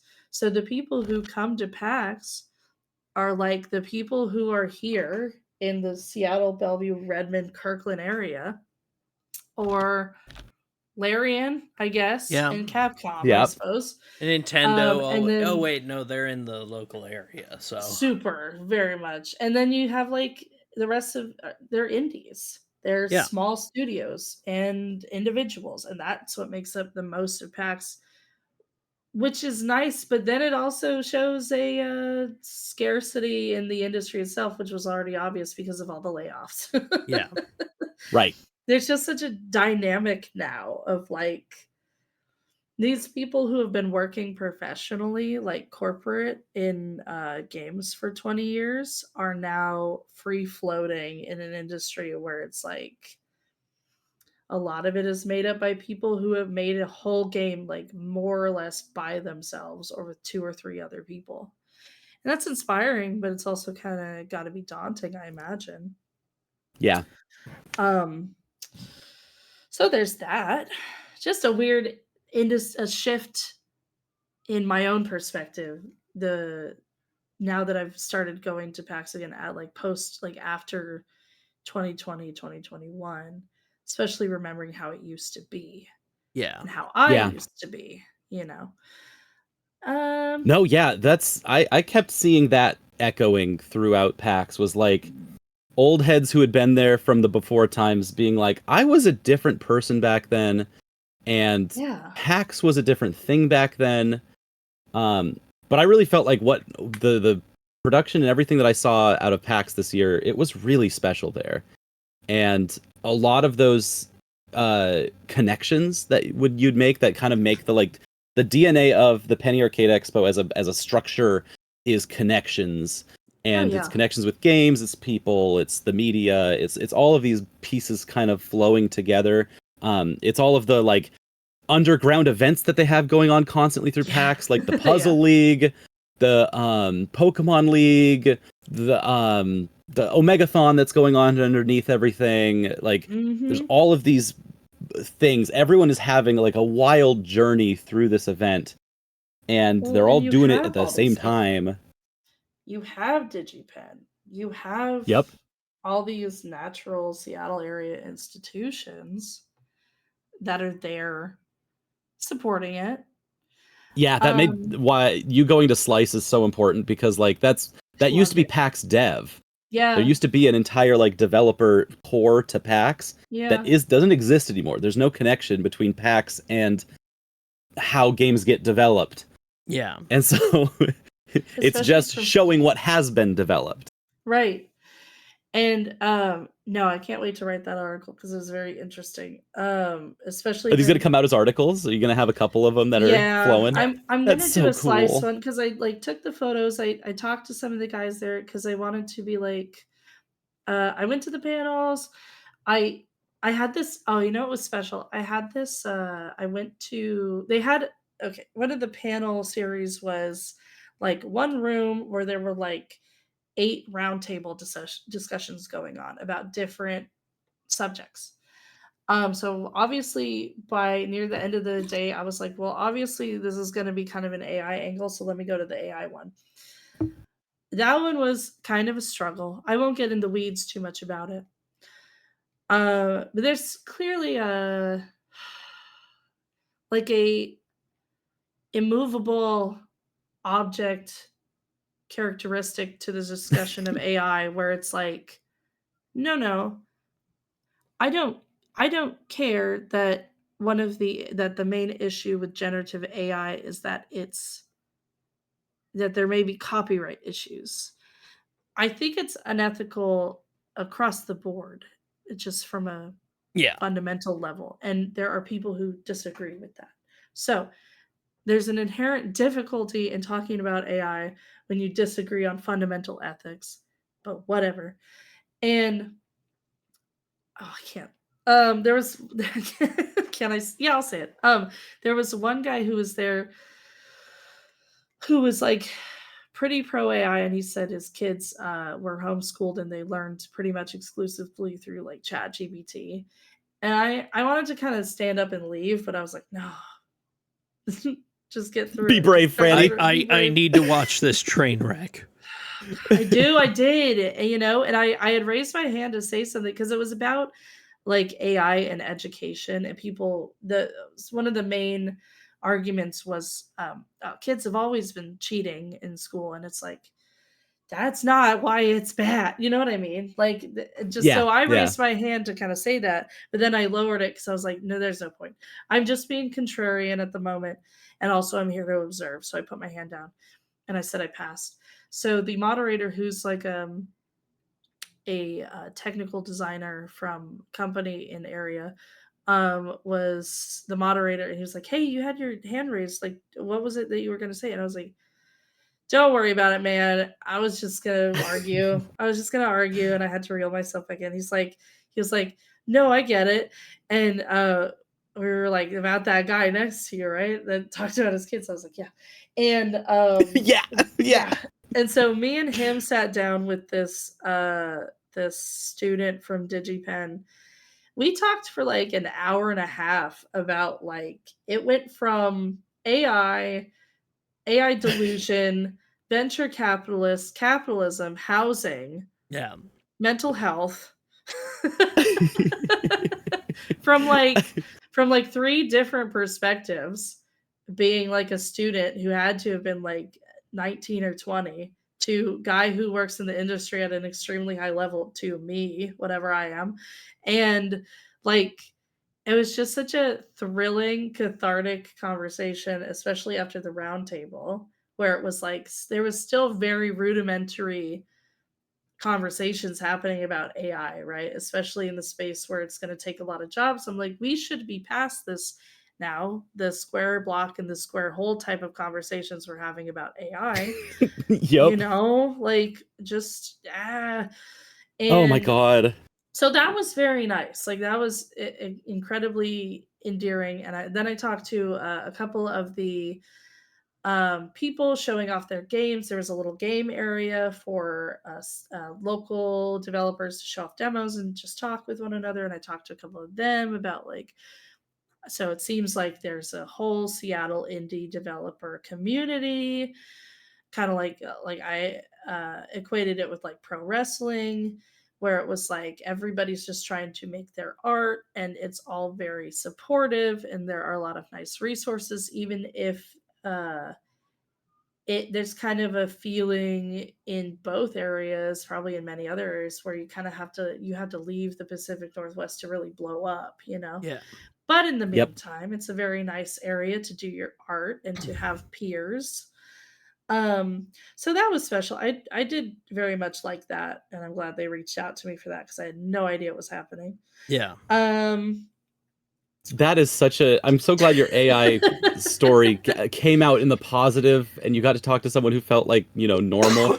Because man, that story about the slice. It happened organically, you know. Yeah. yes, yeah. You were at a roundtable discussion, and someone bringing up that they are a parent and that they have used ChatGPT to just homeschool their kid it's such an own goal. Like, okay, the thing that you are telling me is that you pride the paradigm of technology that that technology is always good, that technology is always productive, and that technology will always get better. You've taken that paradigm and said, I will skip parenting.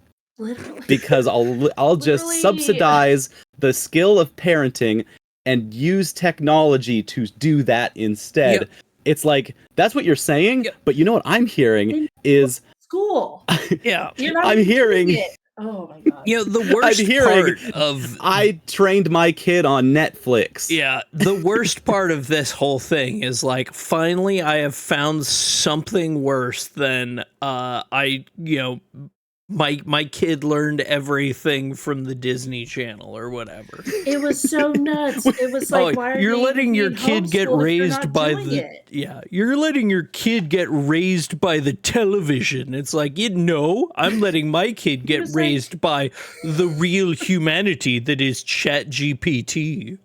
That's the same thing. He was like, oh, I don't even really have a hand in it. I just tell them to learn 9th grade chemistry, and they have their prompts and whatever. And I'm sitting there and I'm like, am I alive, or did I did I die on my way here? Like, I'm sitting here and I'm feeling I kind think of like you an might out-of-body have. experience where I was like, this can't possibly. It unlocked like a form of living that other people do in a way that like I had not considered before.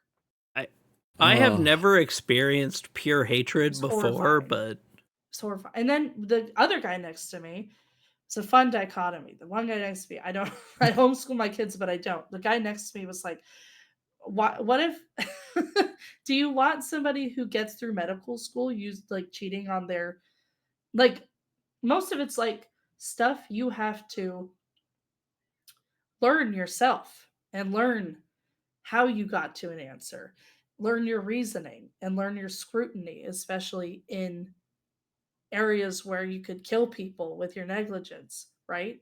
And so he's like, I don't care if you got a cheat sheet.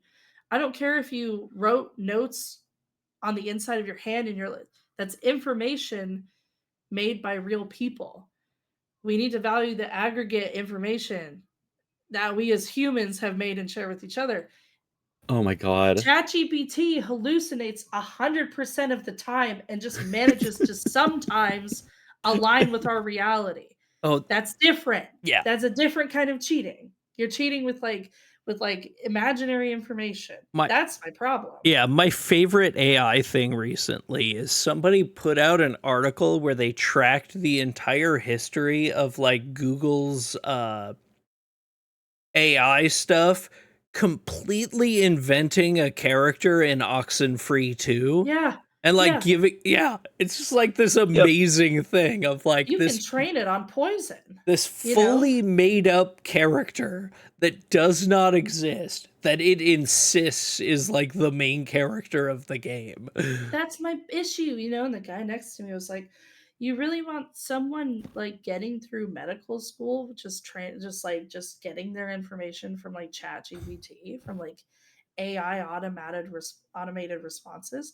And this other person at the table was like, well, I don't mean to drag him, but this was a completely inequitable a comparison where it was like, well, does that mean we shouldn't use electric cars because there's not that many Oof. chargers anymore? And it's like, we're not cars. Also, You just said a different thing.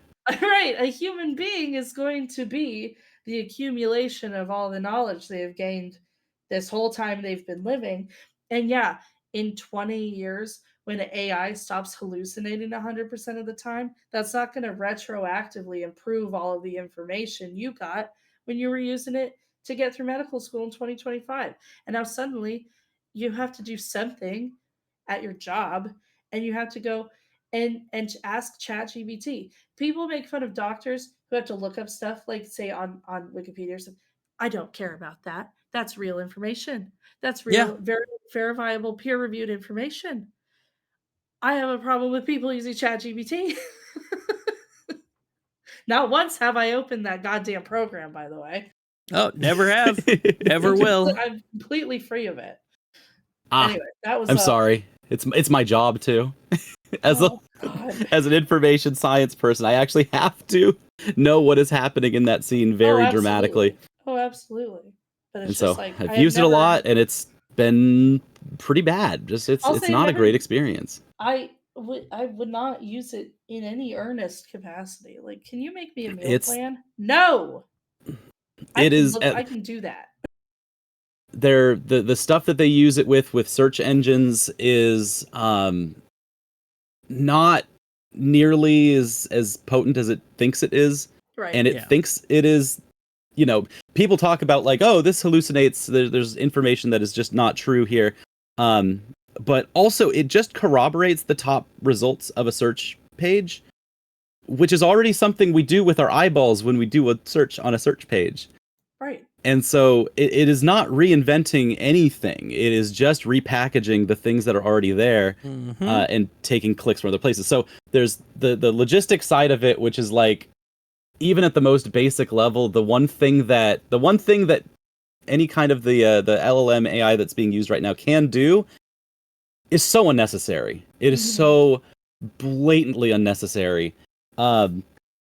But the interesting thing about the person that you brought up on your other side is like they're using cheating as a concept, as a construct. Right. We hear this a lot in AI discussions. Is like, well, if AI is cheating, then maybe there's something wrong with the process. And it's like that is the place that that generative AI comes out of is coming out of the most neoliberal pilled space ever.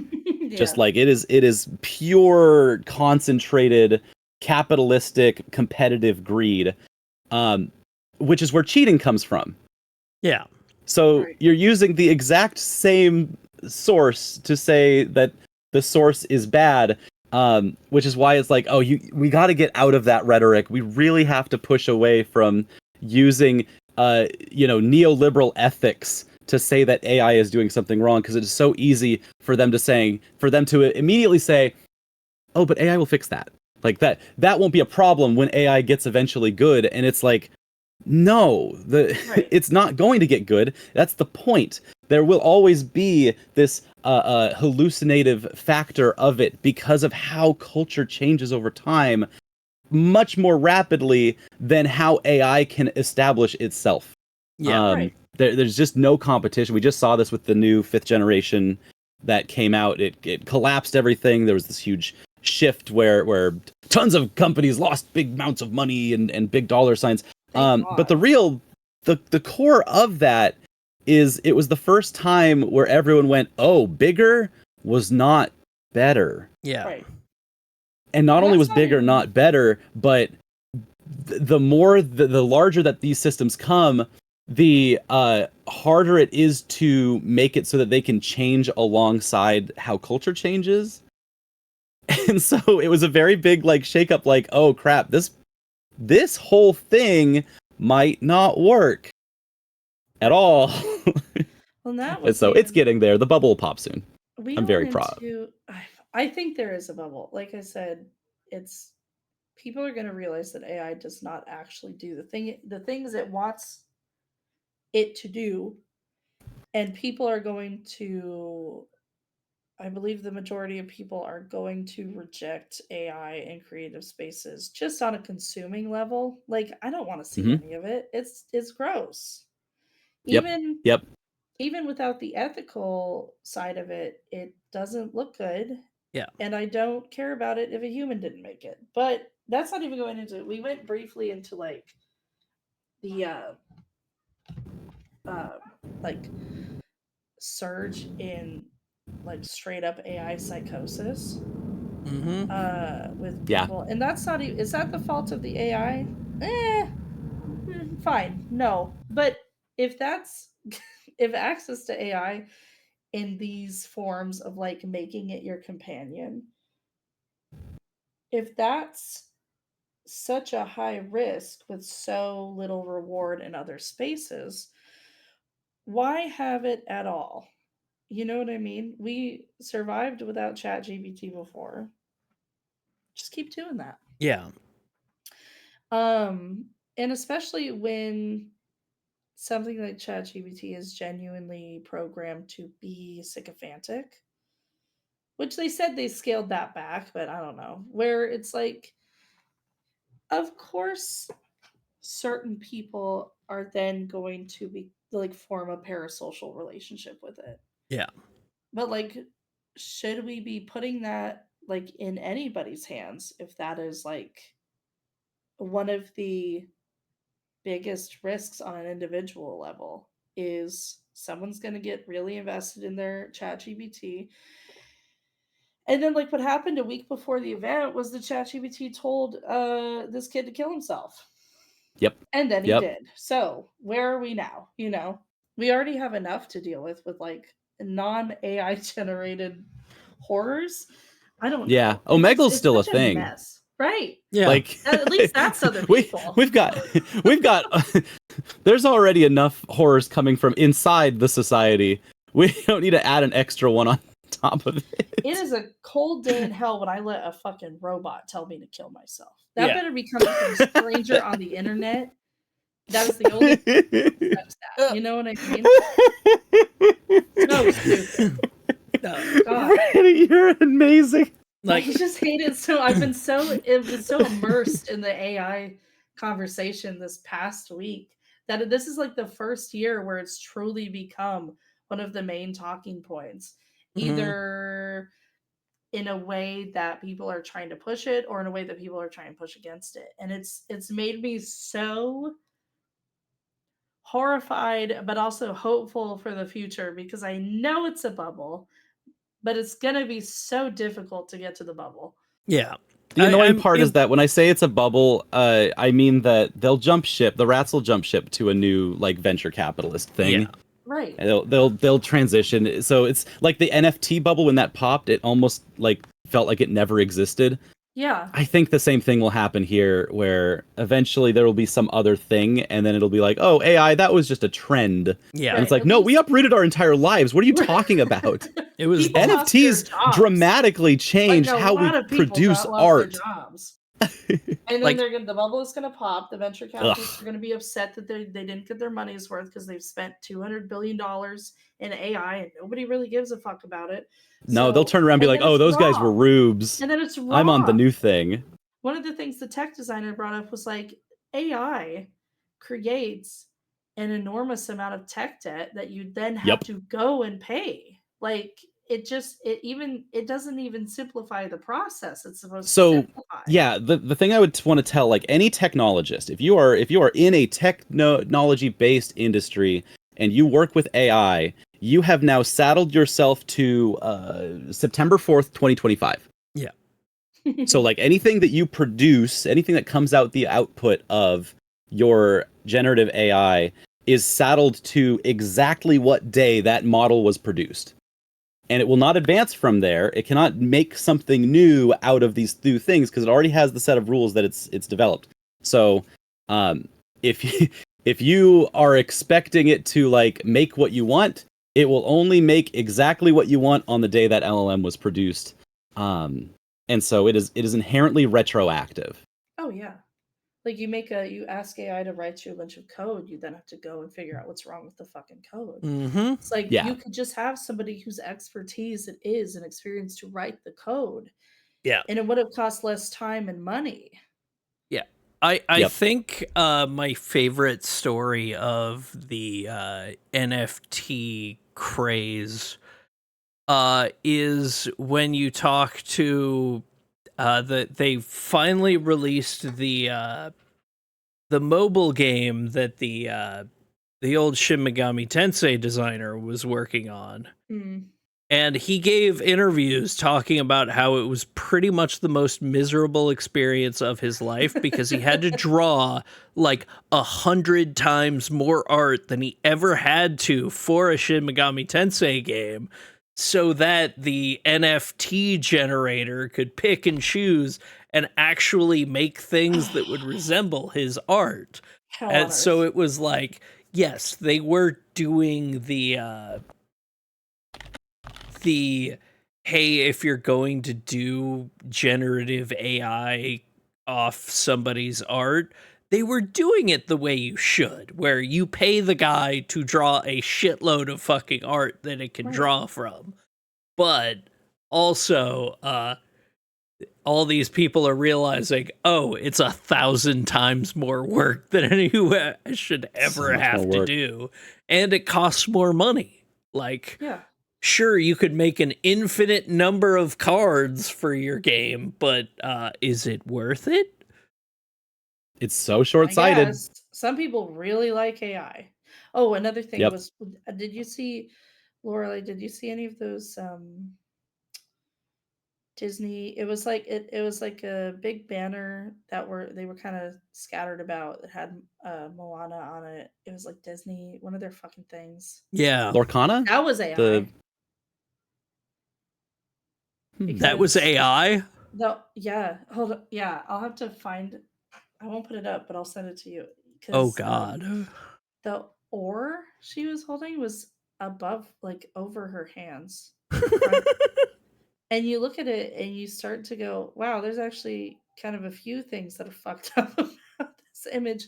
And that's the thing. Was like, yeah, at a glance, I didn't notice that until somebody pointed it out, which might be what they're banking on. Oh yeah, But no, the that's We did people who see- use definitely what they AI are banking and on. are scrutinizing their own work that they're using with AI don't seem to even be scrutinizing it. We Unless did see at or PAX this year, and Anime Expo also. They've just been kicking people out of booths. They've just been like, "Oh, you brought AI by." yes. Oh, did they I've been kick seeing- out some AI people from PAX? Mm-hmm. Oh, Yep. Well, I so saw this it was one. there was a furor before they even showed up, and they never showed. There was just straight up like, "Oh, this was where that booth was gonna be," and there was a cultural uprising, an outcry that was just like, "Yeah, if you show up at this PAX, we're gonna get you." I don't know where this was. A friend of a friend sent an image that was like a photo of someone's booth, and on the table was like a big sign that said this person was kicked out for selling AI. A couple of other signs like that. So there are some places. There Mhm. was that indie apocalypse guy I took you to who curates small indie games with permission into collections that are it's like a cassette tape holder with a thumb drive in it just for do physical media stuff. Um, and there's like individual art on each uh, collection curation that like sort of I suppose shows the vibe of the collection. All of his collections are like vibe based. yeah. And I was standing there and I was Yes. looking at them and I was like, please God, I hope this is not AI. And through the natural course of our conversation, he was like, yeah, so I just I have people submit their games, I curate them into collections that I think they complement each other, and I'll hit up like an artist and have them create a piece of art that reflects it with I just asked them to have an apocalypse on it. And in my head, I'm like, thank God, thank God, thank God. No more AI, please. Please, it's so ugly. So there's still holdouts, we're still holding out. Yeah, like I still remember I think it was you I was with where we walked past those like desk mats Yes, and I was and like, we had no hey, idea, like I was just is like this I don't know AI? if this is AI or Or is just it a just really bad? poorly blown up image of Mount Fuji. Exactly. I Like was like, I can't tell. I know there's one company that Vendors makes in the those space. that They're makes those like, like yeah. "Oh, we don't do AI. We just take the pictures off of Google image search and blow them up really big. Yeah. We're doing it the normal way." We're doing it the old fashioned way. Thank you. we're Finally. making the right kind of garbage. We're stealing still outright. Oh, it was so It's so like there was stupid. some stuff that was just like I have no idea if this is AI or not. I do not know. It's weird. Right. And it's like now you're making me hope for old fashioned garbage. Like I just want you to have stolen somebody's work the old fashioned way and blown it up and sold it for money. Yeah. Like I don't want that, but it's preferable to fucking AI at this point. Yeah, why couldn't you do the back corner of comic book show artist alley guy? Yes.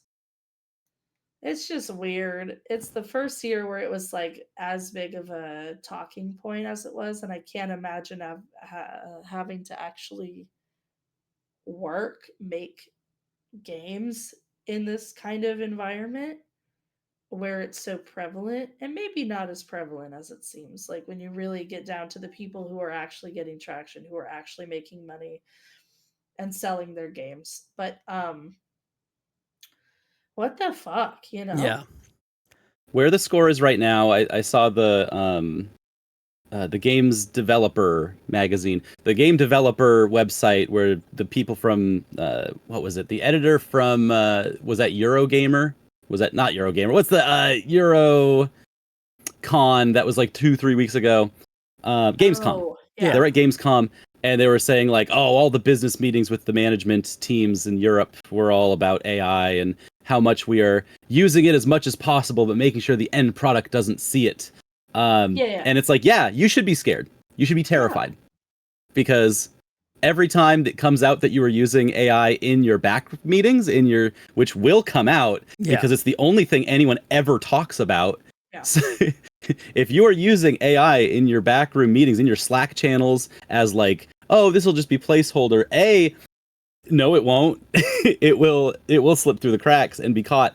And B, that means that all of the employees that you're working with are going to be talking shit about how your management style uses generative AI to do the management for you in order to replace them.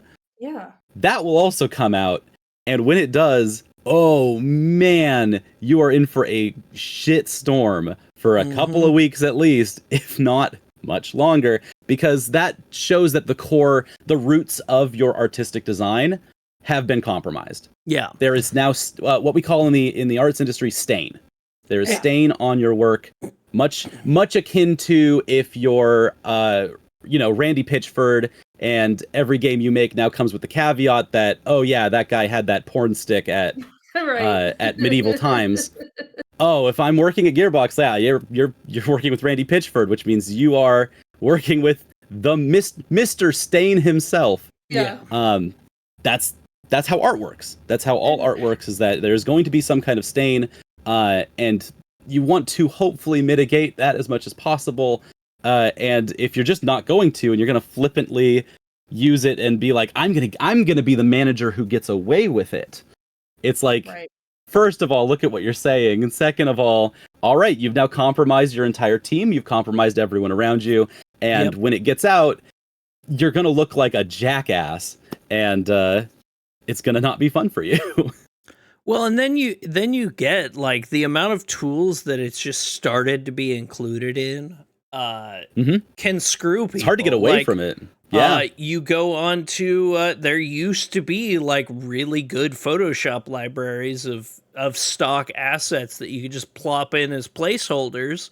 And now you have like what happened with Expedition 33, where they used stock placeholders from Photoshop and it was AI generated, and they didn't get it out of the final release when it first launched. And yeah, within a day they had eliminated it, but it made them look really fucking bad. It makes people look bad when they, innocently fuck up. Yep, and that's why we call it a stain, is because you can't patch it. Yeah. You cannot patch your own artistic stain. Right. There's there's like a long-standing promise that the stock photos on stock image websites, on Photoshop, on whatever Adobe shit, like, is work that you can use without worrying about it. Now AI has permeated so much of it that goes out the window. Yep, which is management. That's the management's job, is to provide the team tools that will be appropriate and useful and as helpful as possible. And that's the thing. It's like, when you look at how Expedition 33 managed that, it's like, well, how did they get those tools? Yeah. How did those tools fall through without being, looked at really invasively? It's like, all right, if you're management, you got to look at your tools. That's number one. Another thing, just real quick, about that AI panel from Slice. I was in there for 10 minutes before I thought my head was going to explode. So I did get some stuff where it was everything from, like, it was just AI companies who are the main thing was they were like, oh, we want to make like a AAA game with a team of under 30 people. And it's like, okay. Or like, we want to make a character that doesn't cost $10,000. And it's like, what? Okay. And there's like, generation for text for like manuals and stuff, which is awesome.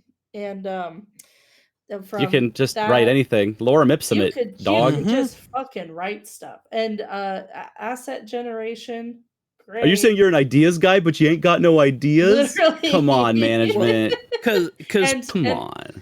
And there was one for like projections. So like they were like, oh, our program sees how well Peak did and figures that out for us. And it's like, that's not taking into account many elements. And then real quick, the last one was like, we're a little bit more like conservative in how we use AI, because we want our like the assets and all that kind of stuff created by people, because when we pulled a lot of our uh, audience, a lot of our consumers are Gen Z and Alpha, and Gen Z and Alpha value authenticity.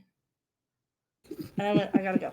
Yeah. I gotta go. You know, like it's like they're just it's like there's almost like a delusion to the big AI people. No, Where it's they're a little dread delusion. You're saying, oh, our fucking audience values authenticity, but I can't be bothered to pay people to provide the authenticity. Yep.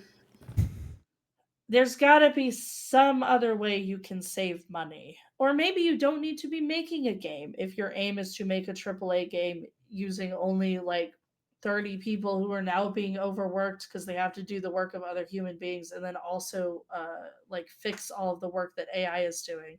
Maybe you don't need to be playing a video game. Maybe you need to go be a finance manager somewhere. I will never forget, I think it was one of the like German subs for Crunchyroll that just included ChatGPT said. Right. Oh my god. That is just like one of the biggest problems with using text things is ChatGPT or using your AI, generative AI. It is words. So a lot of editors are going to see a block of words and look past it.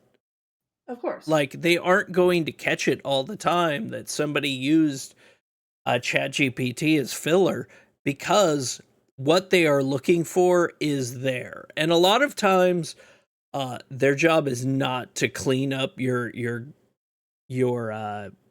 grammar. So they aren't even really looking at the text a lot of times. They're just looking to see that it's there and okay, blah, blah, blah. But yeah, it's so sad how often like like a generative AI slips through because it looks real enough. Oh, excuse me. It looks real enough that a cursory glance is going to miss it. You know, it's like the Expedition 33 thing. It still looks like fucking newspapers. That's all I'm looking for, newspapers on a pole. I'm not looking to see if, you know, it's what's on those. Yep, but the collective of all folks are. Yep, exactly. Somebody is going to see it because somebody is going to be an anal freak like me who likes looking at shit like that. I love, like, you know, I love looking at the background details building out a world. So I'm going to catch some stuff like that because, yeah, it's very like, no, this is, like the stuff I like to look at. And now my beloved M- has become so closely associated with ChatGPT that I can't even fucking use it. Yep. I loved M- before ChatGPT was even a sparkle in someone's eye. This is so unfair. Oh, same with me, and I fucking absolutely love using ellipses. Yes. And I can't do it anymore because it's so associated with ChatGPT stuff. And it's like, no, I miss you, my ellipses. It's so stupid. It's so stupid. All right. Now, to move on, Franny, are there any other games you wanted to touch on before we move on to Solon? Right. No, I'm good. Okay. Solon. Sorry for the AI. That was an awesome I mean, discussion. that was an awesome really discussion. It. Like, it was a big, like big if it part. weren't for like deadlines of people having to do things, I could go on for hours. I'm sorry, you're that. right. But let's go. Yeah, Solon, what all did you get up to playing? What were your games you're going at? Yeah, I will just very quickly go over a bunch of different games. Yeah, that's the one I want. I'm just sharing the screen with you all. Hopefully it just works the way I expect it to. Oh, hell yeah. Hey, that's us. Lots of games. I've got a whole bunch that I want to talk about on the show floor. Seeing a new challenger in the PAX Rising booth. They won. They got the big dub. Hell yeah. For for translating Beatdown City, now a full franchise, Beatdown City becoming a Survivors game is such a good look.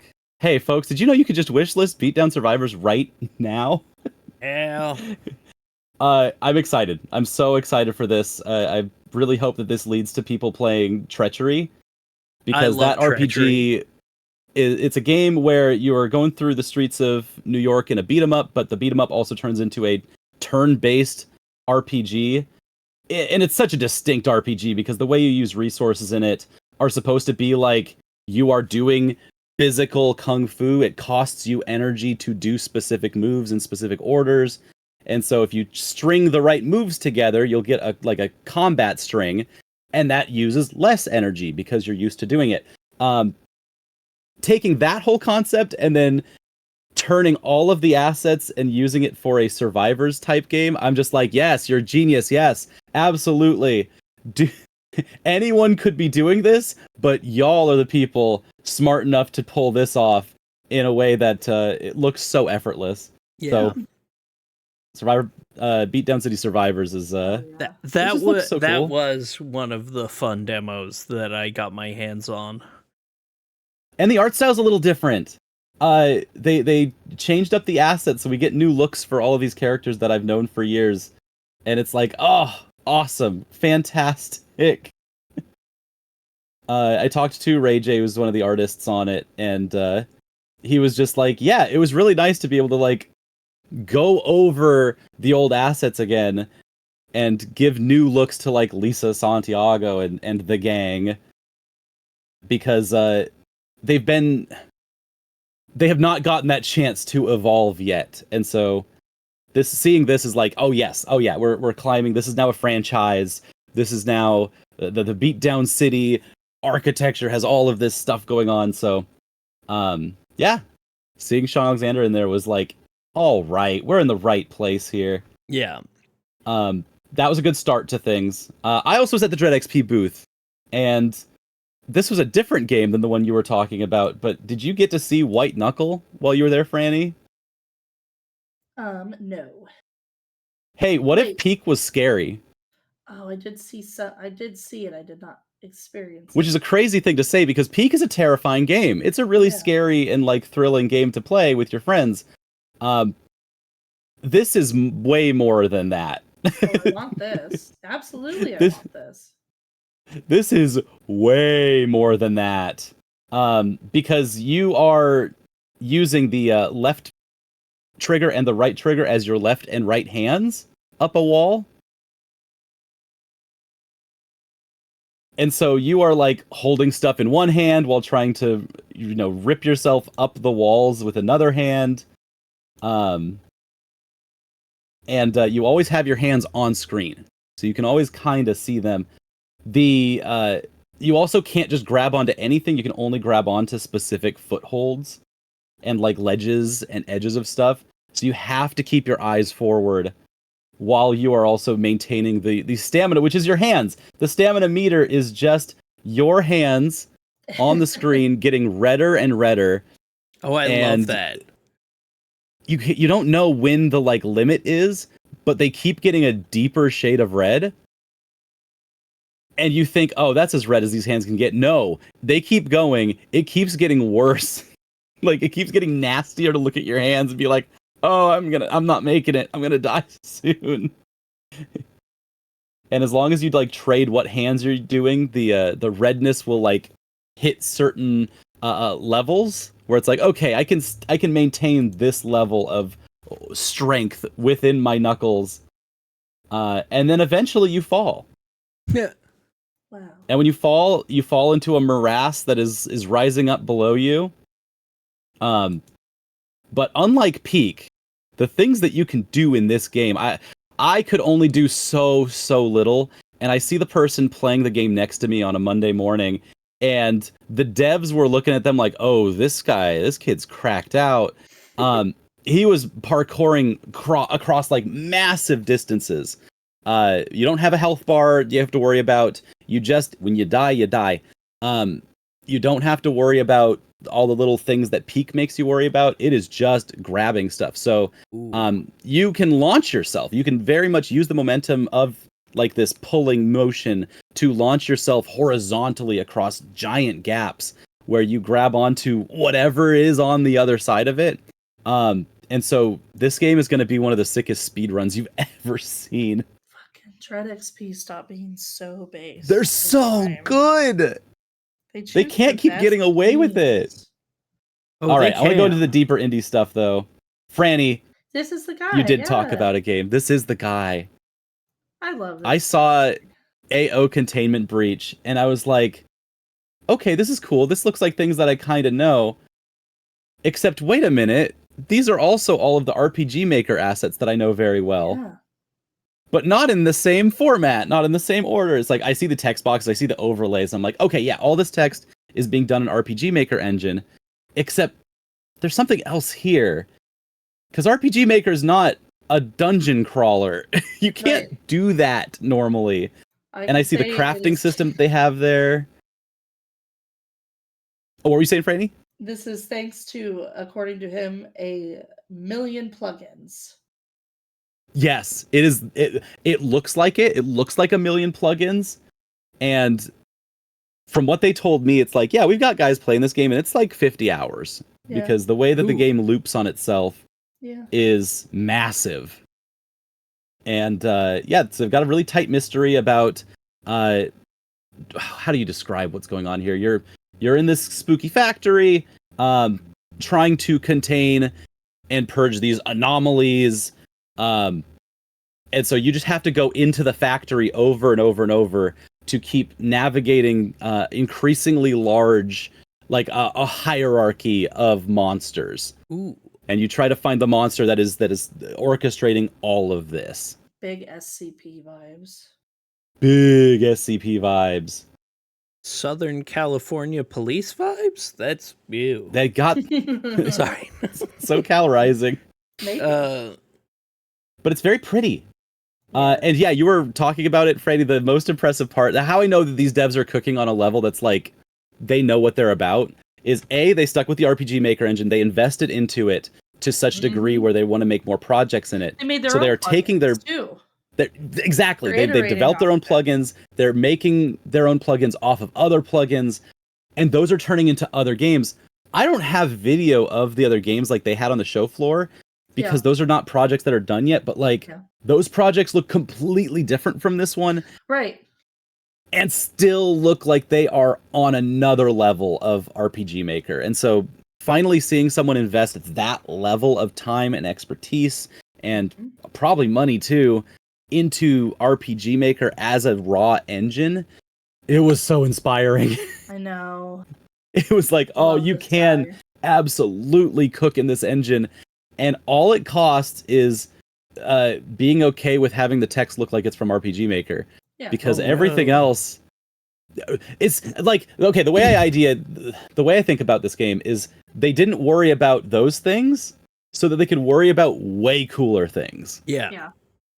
Like, all right, since I'm a dev that doesn't have to worry about how to put text on screen, I can just do everything else instead. Right. I did play it last year, and it was genuinely, like, very entertaining.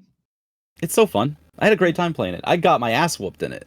But it was really cool. Oh, yeah. He said, we put bosses in it since last year. And I was like, fuck yeah, dude. Yes, I'm never going to see those bosses, but I bet they're great. Hell yeah. Oh, hell. Let's go, Wayne. Captain Wayne is just about done. Yeah. We brought this up earlier in the pod, but I just wanted to show some video on the stream and onto the YouTube video at the end of this. Captain Wayne is done. It is coming out very soon.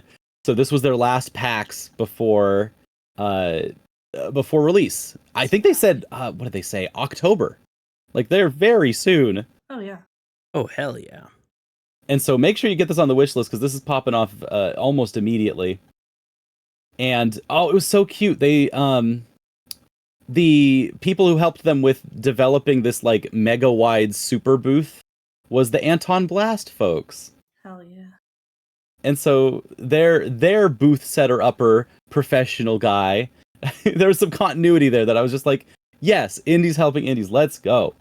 They had a great booth, and this was the first time that I saw them, the developers. We talked to them 2 years ago. This is the first time I saw them not looking like they are extremely stressed out. Good. Yeah. Good. They were happy and proud of the build that they were showing off. The message was like, "Oh, I don't have to spend this entire con fretting about parts of the demo that don't work or crashes or bugs that are happening. Yeah. Right. And so I don't know what to do with my body right now, but I'm very happy." No, But yeah, no, these are all first-person games that I'm just like, I'm so excited about. There's so many good hands on screen yeah. for these games. I mean, that is a really good hand. It really is. And it turns into a machine gun that shoots bullets out of the fingers. Oh, Captain Wayne's fuck sick. yeah. It's so sweet as hell. All right, let's talk about brass tacks. I got to play. Virals got to play Kirby Air Ride. Oh, hell yeah. Yes. And so we'll see if we can get this video to play it all. But Kirby Air Riders was awesome. And last night, me and the gang, we had a little slumber party and we played the old Kirby Air Riders on the GameCube. We brushed out the GameCube, wiped it off. It had a bunch of crud on it. Plugged in Kirby Air Riders, played some 4-player city trial, and realized, oh, this game is old. This game has not aged well. This is a really tough party game because the party's it's not really very finished. Yeah. And so playing Kirby Air Riders is the finished version of that game, and it's just so clear how much more time and effort was put into it in a way that like makes the game work. I mean, we have a whole 2 buttons now. You have 2 buttons, and which is too many. Let's be like, hey, now one button's plenty. That's 1 button too many, but it's still like it adds a lot. I mean, that second button. Being able to play 16 players at once was the first time where I was like, I could see wanting a Switch 2 now. This game finally gets to that point because I would love to play a perfect Kirby Air Riders type game with my friends online. And so, yeah, it looks beautiful, looks great. Yeah. Getting to have hands on the city trial version, there's just so much that is happening in there. Whereas when we played the old version, it was like, oh, wow, yeah, if you play 4-player on this map, nothing happens out here. Mm-hmm. Like, one person is going to get a bunch of stuff, and everyone else is kind of going to be like, all right, well, if power-ups drop, they'll drop when they drop. And it's like, no, okay. This is now a game that has been balanced and designed for 16 different players on the course, so there's always stuff to happen. There's always things to get into, people to mix it up with, and you never have that awkward moment of like, I have been destroyed, I'm off my little star, and Kirby needs to now run halfway across the map to get to another star so that he can play again. That didn't happen, which is really nice. A lot of fun shenanigans in that game. I did play that on my media night. During the media hour, that's when I took advantage of it to do games that had long lines through the week, like that one, like the Nintendo stuff. Like, as I said, that second button, having 2 buttons feels good. It's a good ass game. Like, do you remember how you used to get off of the star? It was holding A and down. Yep. That was just some like mystical thing, and you didn't touch it. Tapping it didn't do it. You had to hold it through an entire animation, and then if you didn't fall backwards on top of another star, you would lose stats. It's like it's so in its own thing. Yeah. In a very plucky, cute Sakurai kind of way, but like it's very hard to play. It's hard to play this 1-button game. Having a second button just made it so much more accessible. Yep. It's honestly like it's good to have games like this, and like I'm so glad to be like excited about Nintendo stuff, because it kind of has been a while since I've been like pumped. Like, I like Mario Kart World, but also that's just Mario Kart. yeah, you've got an open world there, but like Kirby Air Ride already had that. A little bit. Yeah, no, having an arena racing combat game on Nintendo. It's like Yeah. that's nice. There's not a lot of things like that.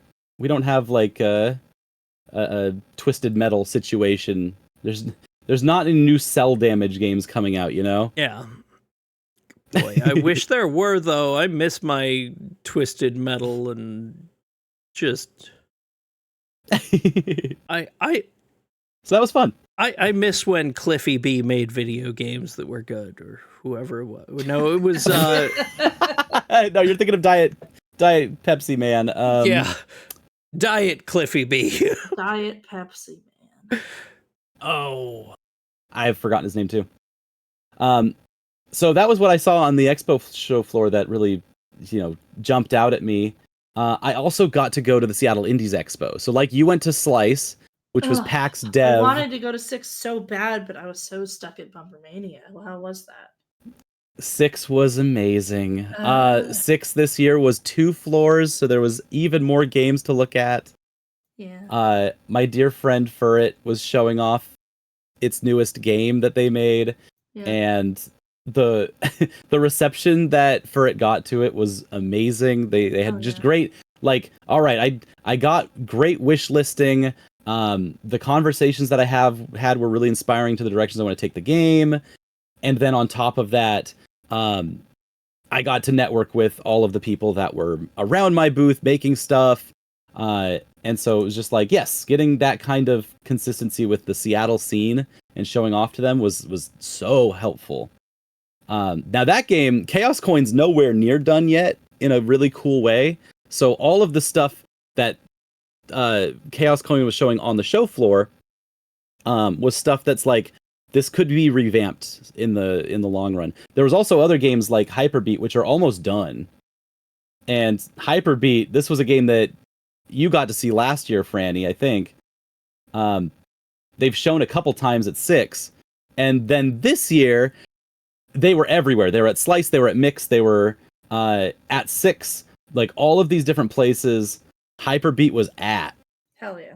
And it has developed so much in the last year to be this, like, gorgeous Art Deco style Res game that just feels way better than Res does. Part of, when I talked to Alice about it, part of it was like, yeah, I don't really like Res, so I wanted to make it better. And it's like, yeah, thank you. One of the scoops that I got was that they're working on a charter so that you can chart your own songs into the game. Oh, hell yeah. And so it should be a nice platform for making your own tunnel-based rhythm charts for all your favorite songs. And so, it looks so cool. The other game that I saw that really jumped out to me, Bubble Beast Digi Dungeon. Let me show you what this looks like, because it was a lot. Oh, wow. This is made by Jilted games students. They were at a games school, and they sure had some things to say that I can't talk about on here. Hell yeah. And then they got out of there, and we're like, we're making our own shit, and it's not going to be owned by a school. And Hell so yeah. they made this bubble popping game that is currently insanely difficult. It is really hard. And I love in a way that feels really good. So you're doing a Nice. little not bubble ball, you're doing a little bust a move. You're doing a little Tsum Tsum, like that Disney game. Yeah. And it's all inside of this like DS interface. Yeah, that Every was the character first that thing you're- that struck out to me was that interface. Yeah, it grabs your attention. Like they wanted this to be a DS game so good. The DS interface, the 3DS like circle pad and stuff moves with you when you're doing stuff. All the characters are the story is that y'all are having trouble playing a tabletop together. And so all of your friends are these different characters in their tabletop outfits. And anytime that there's a conflict on the tabletop, like in the kayfabe of that space, they battle it out in Bubble Beast Digi Dungeon. And so every character, like every level is based on a character. That character has a gimmick that represents their character in the like tabletop game. That's the narrative side. And so all of those things work together where by the end I played the like the dev was like, "Hey, do you want to play the secret level since you're kind of good at this?" And I was like, "Thanks, I will." They like middle clicked on the screen and like out popped like a level 4 and a level 5, and I played through those. And level 5 was a collab. It was like, here's every character from the last 4 levels with all of their gimmicks firing simultaneously.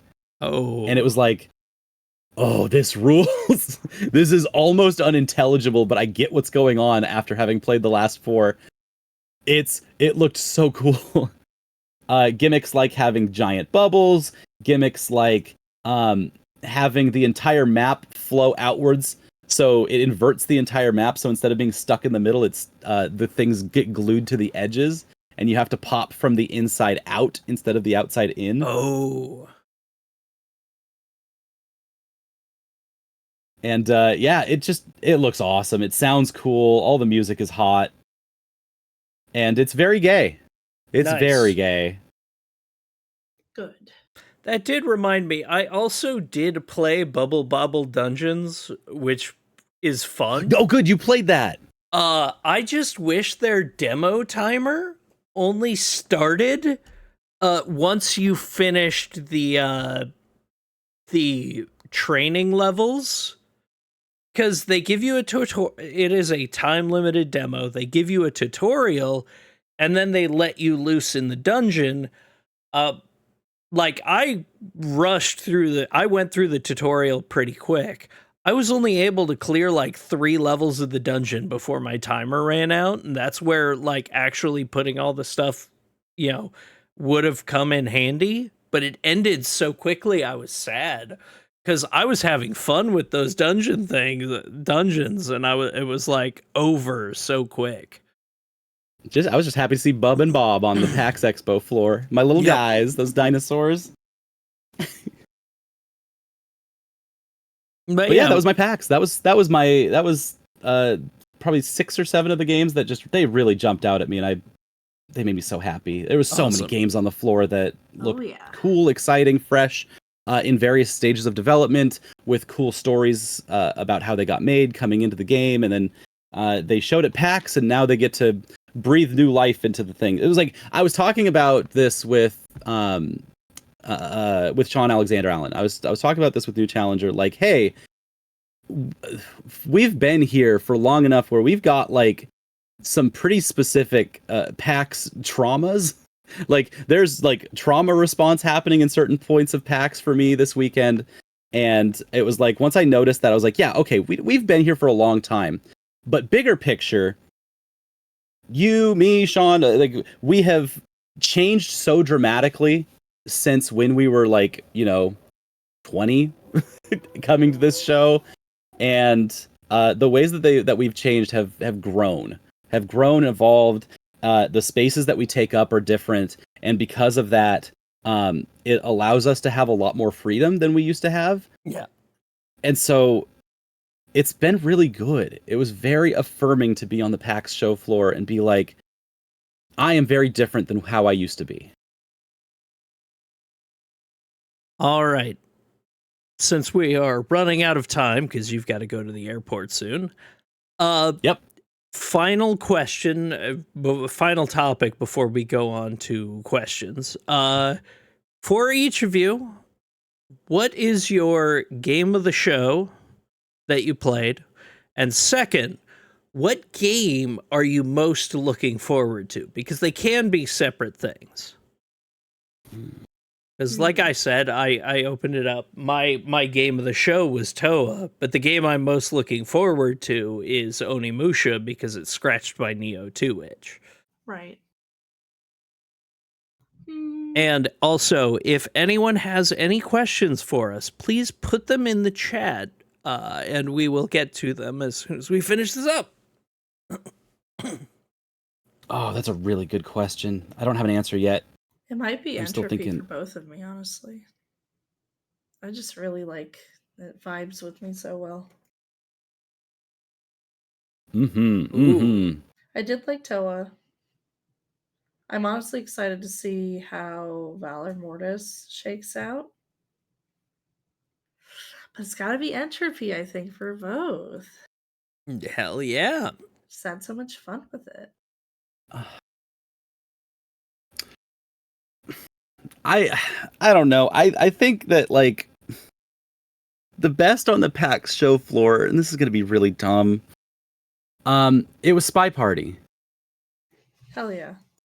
It was. Seeing Spy Party in the same corner that they've always been at. Yep. Like I got teary-eyed seeing them because it was like, yeah, I remember when that game was first announced like 20 years ago.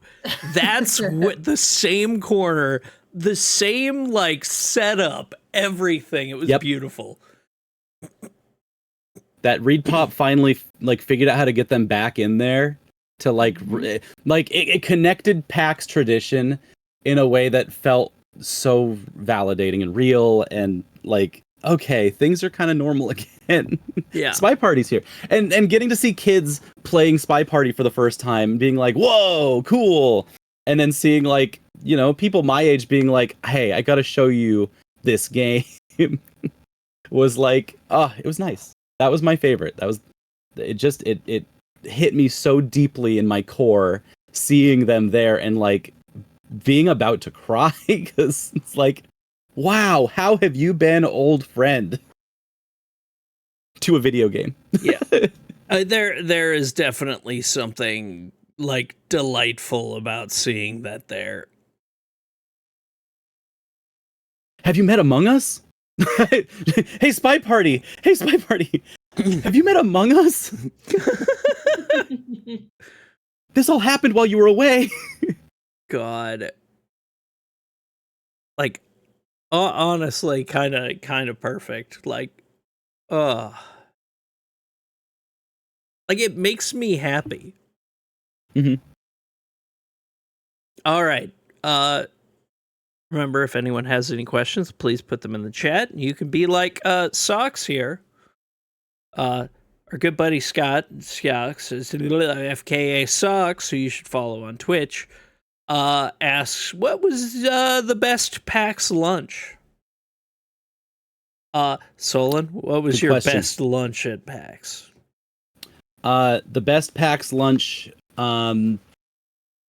So all day on Sunday, Virals and I did not eat. We were just too busy.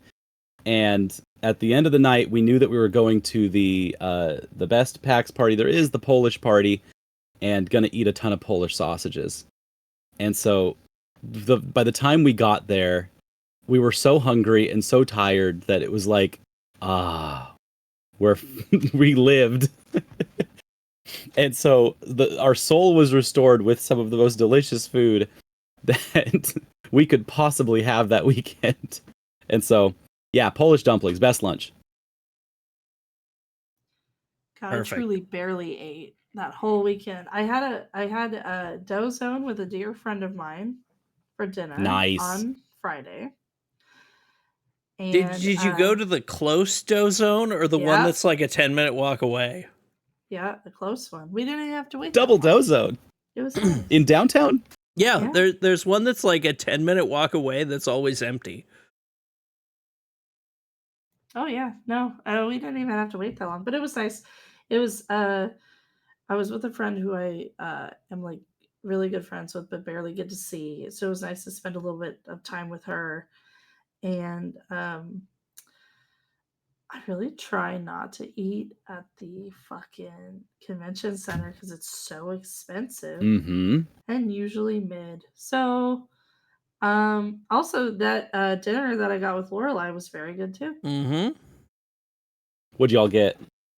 Oh, we went to a place in Seattle. There are 3 of them called Third Place Books, and they have a Korean fried chicken joint connected to them. Nice. So it's like a bookstore and like incredible fried chicken and like a decent smash burger. Yeah.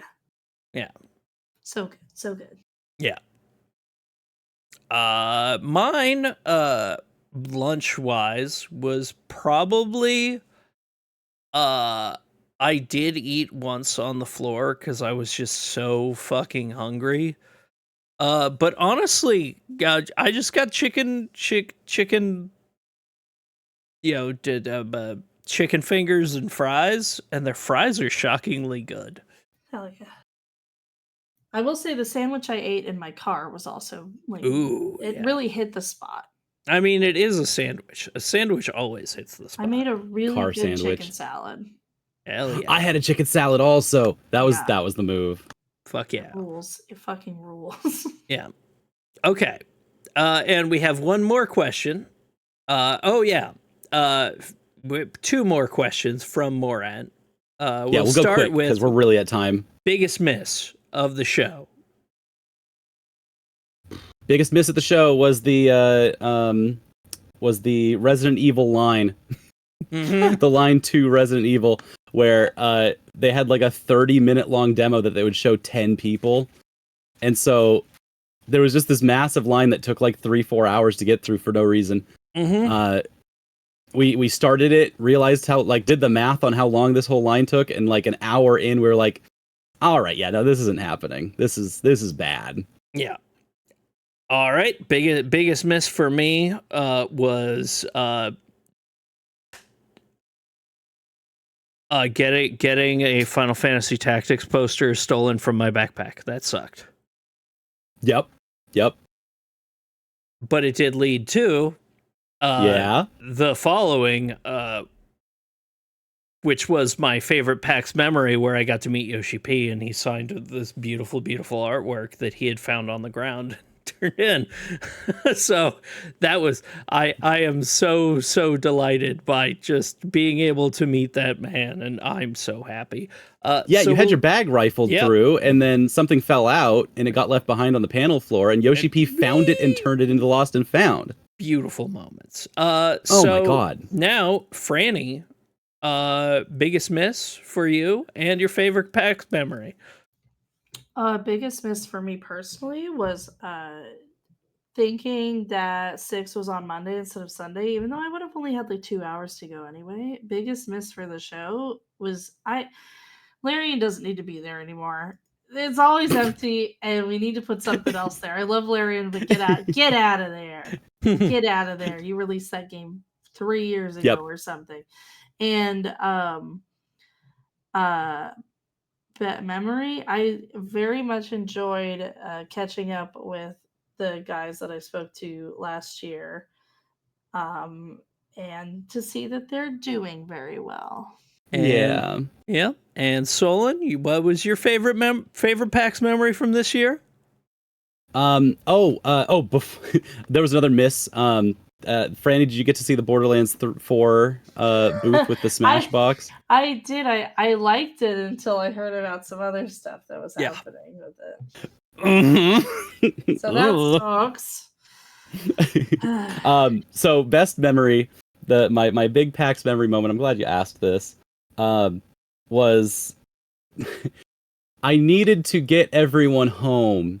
And so the best way to get everyone home, because we were all scattered about the city, was to because I found out Ares went to a nightclub on Capitol Hill, and I was like, oh my god, I need to get this kid home.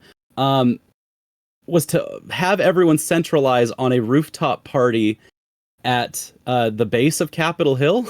Mm-hmm. Oh, hell yeah. So by getting everybody to that place, we were able to catch the last bus out. But it also meant that everyone had to go to this rooftop party. And so we were there for 15 minutes, during which time Ares, my roommate who hosts drag shows around here and is a chef professionally, is on this roof with all these game developers, runs into Catherine Cross, who's a game scholar, amongst many other things, a writer and knower of all things information and politic. He runs into her, knows her from Thanksgiving, because we had Thanksgiving together, turns around and sees Sean Allen, who is like 3 times taller than Ares, and goes, hey, you're the guy that Solon keeps talking about. You're the guy who's really tall, aren't you? And he's like struggling, yeah, that's probably me, huh? And starts striking up this whole conversation with him. And it was just this beautiful thing where like I turn around, realize that Ares is here at this party, and see that he's talking with Sean, and I go, all right, my job here is done. Let's go home. Perfect. And it was just this perfect moment where like everything of all of this PAX came together at the exact same time, and it was like right after Virals had sold a game to a San Francisco guy. Beautiful, beautiful. All right, now that's going to be it for us tonight. Solon, where can everyone find you? Hey, find me at solon.bluesky.com. You can find me doing my gamer takes there, also all my library stuff. Anytime that I'm making or producing something, it's going to show up there in some way. One of the things that happened to me this weekend was that I did pick up a gig. One of my friends works with the Video Game History Foundation, and he needed a TA for the quarter. And so when I talked to him at the booth next to everyone that was there, he was like, hey, can you TA for me for this class? And I was like, yeah, all right. So your boy's going to be able to live for the next 3 months. That's great. Hell yeah. You can find all of the stuff that I'm doing with that class on Blue Sky, and everything that I'm doing outside of the class is going to be on twitch.tv/ChorbySP, where I put on my gamer hat instead, and I take off my scholarship hat, except for all the times that I do homework specifically on Twitch, which happens a lot lately. Awesome. I make Twitch into my homework assignments now. I mean, that's the best way to use it. All right. And Franny, where can everyone find you? I am under a real cold mouth pretty much everywhere. I really try not to use Twitter because it sucks.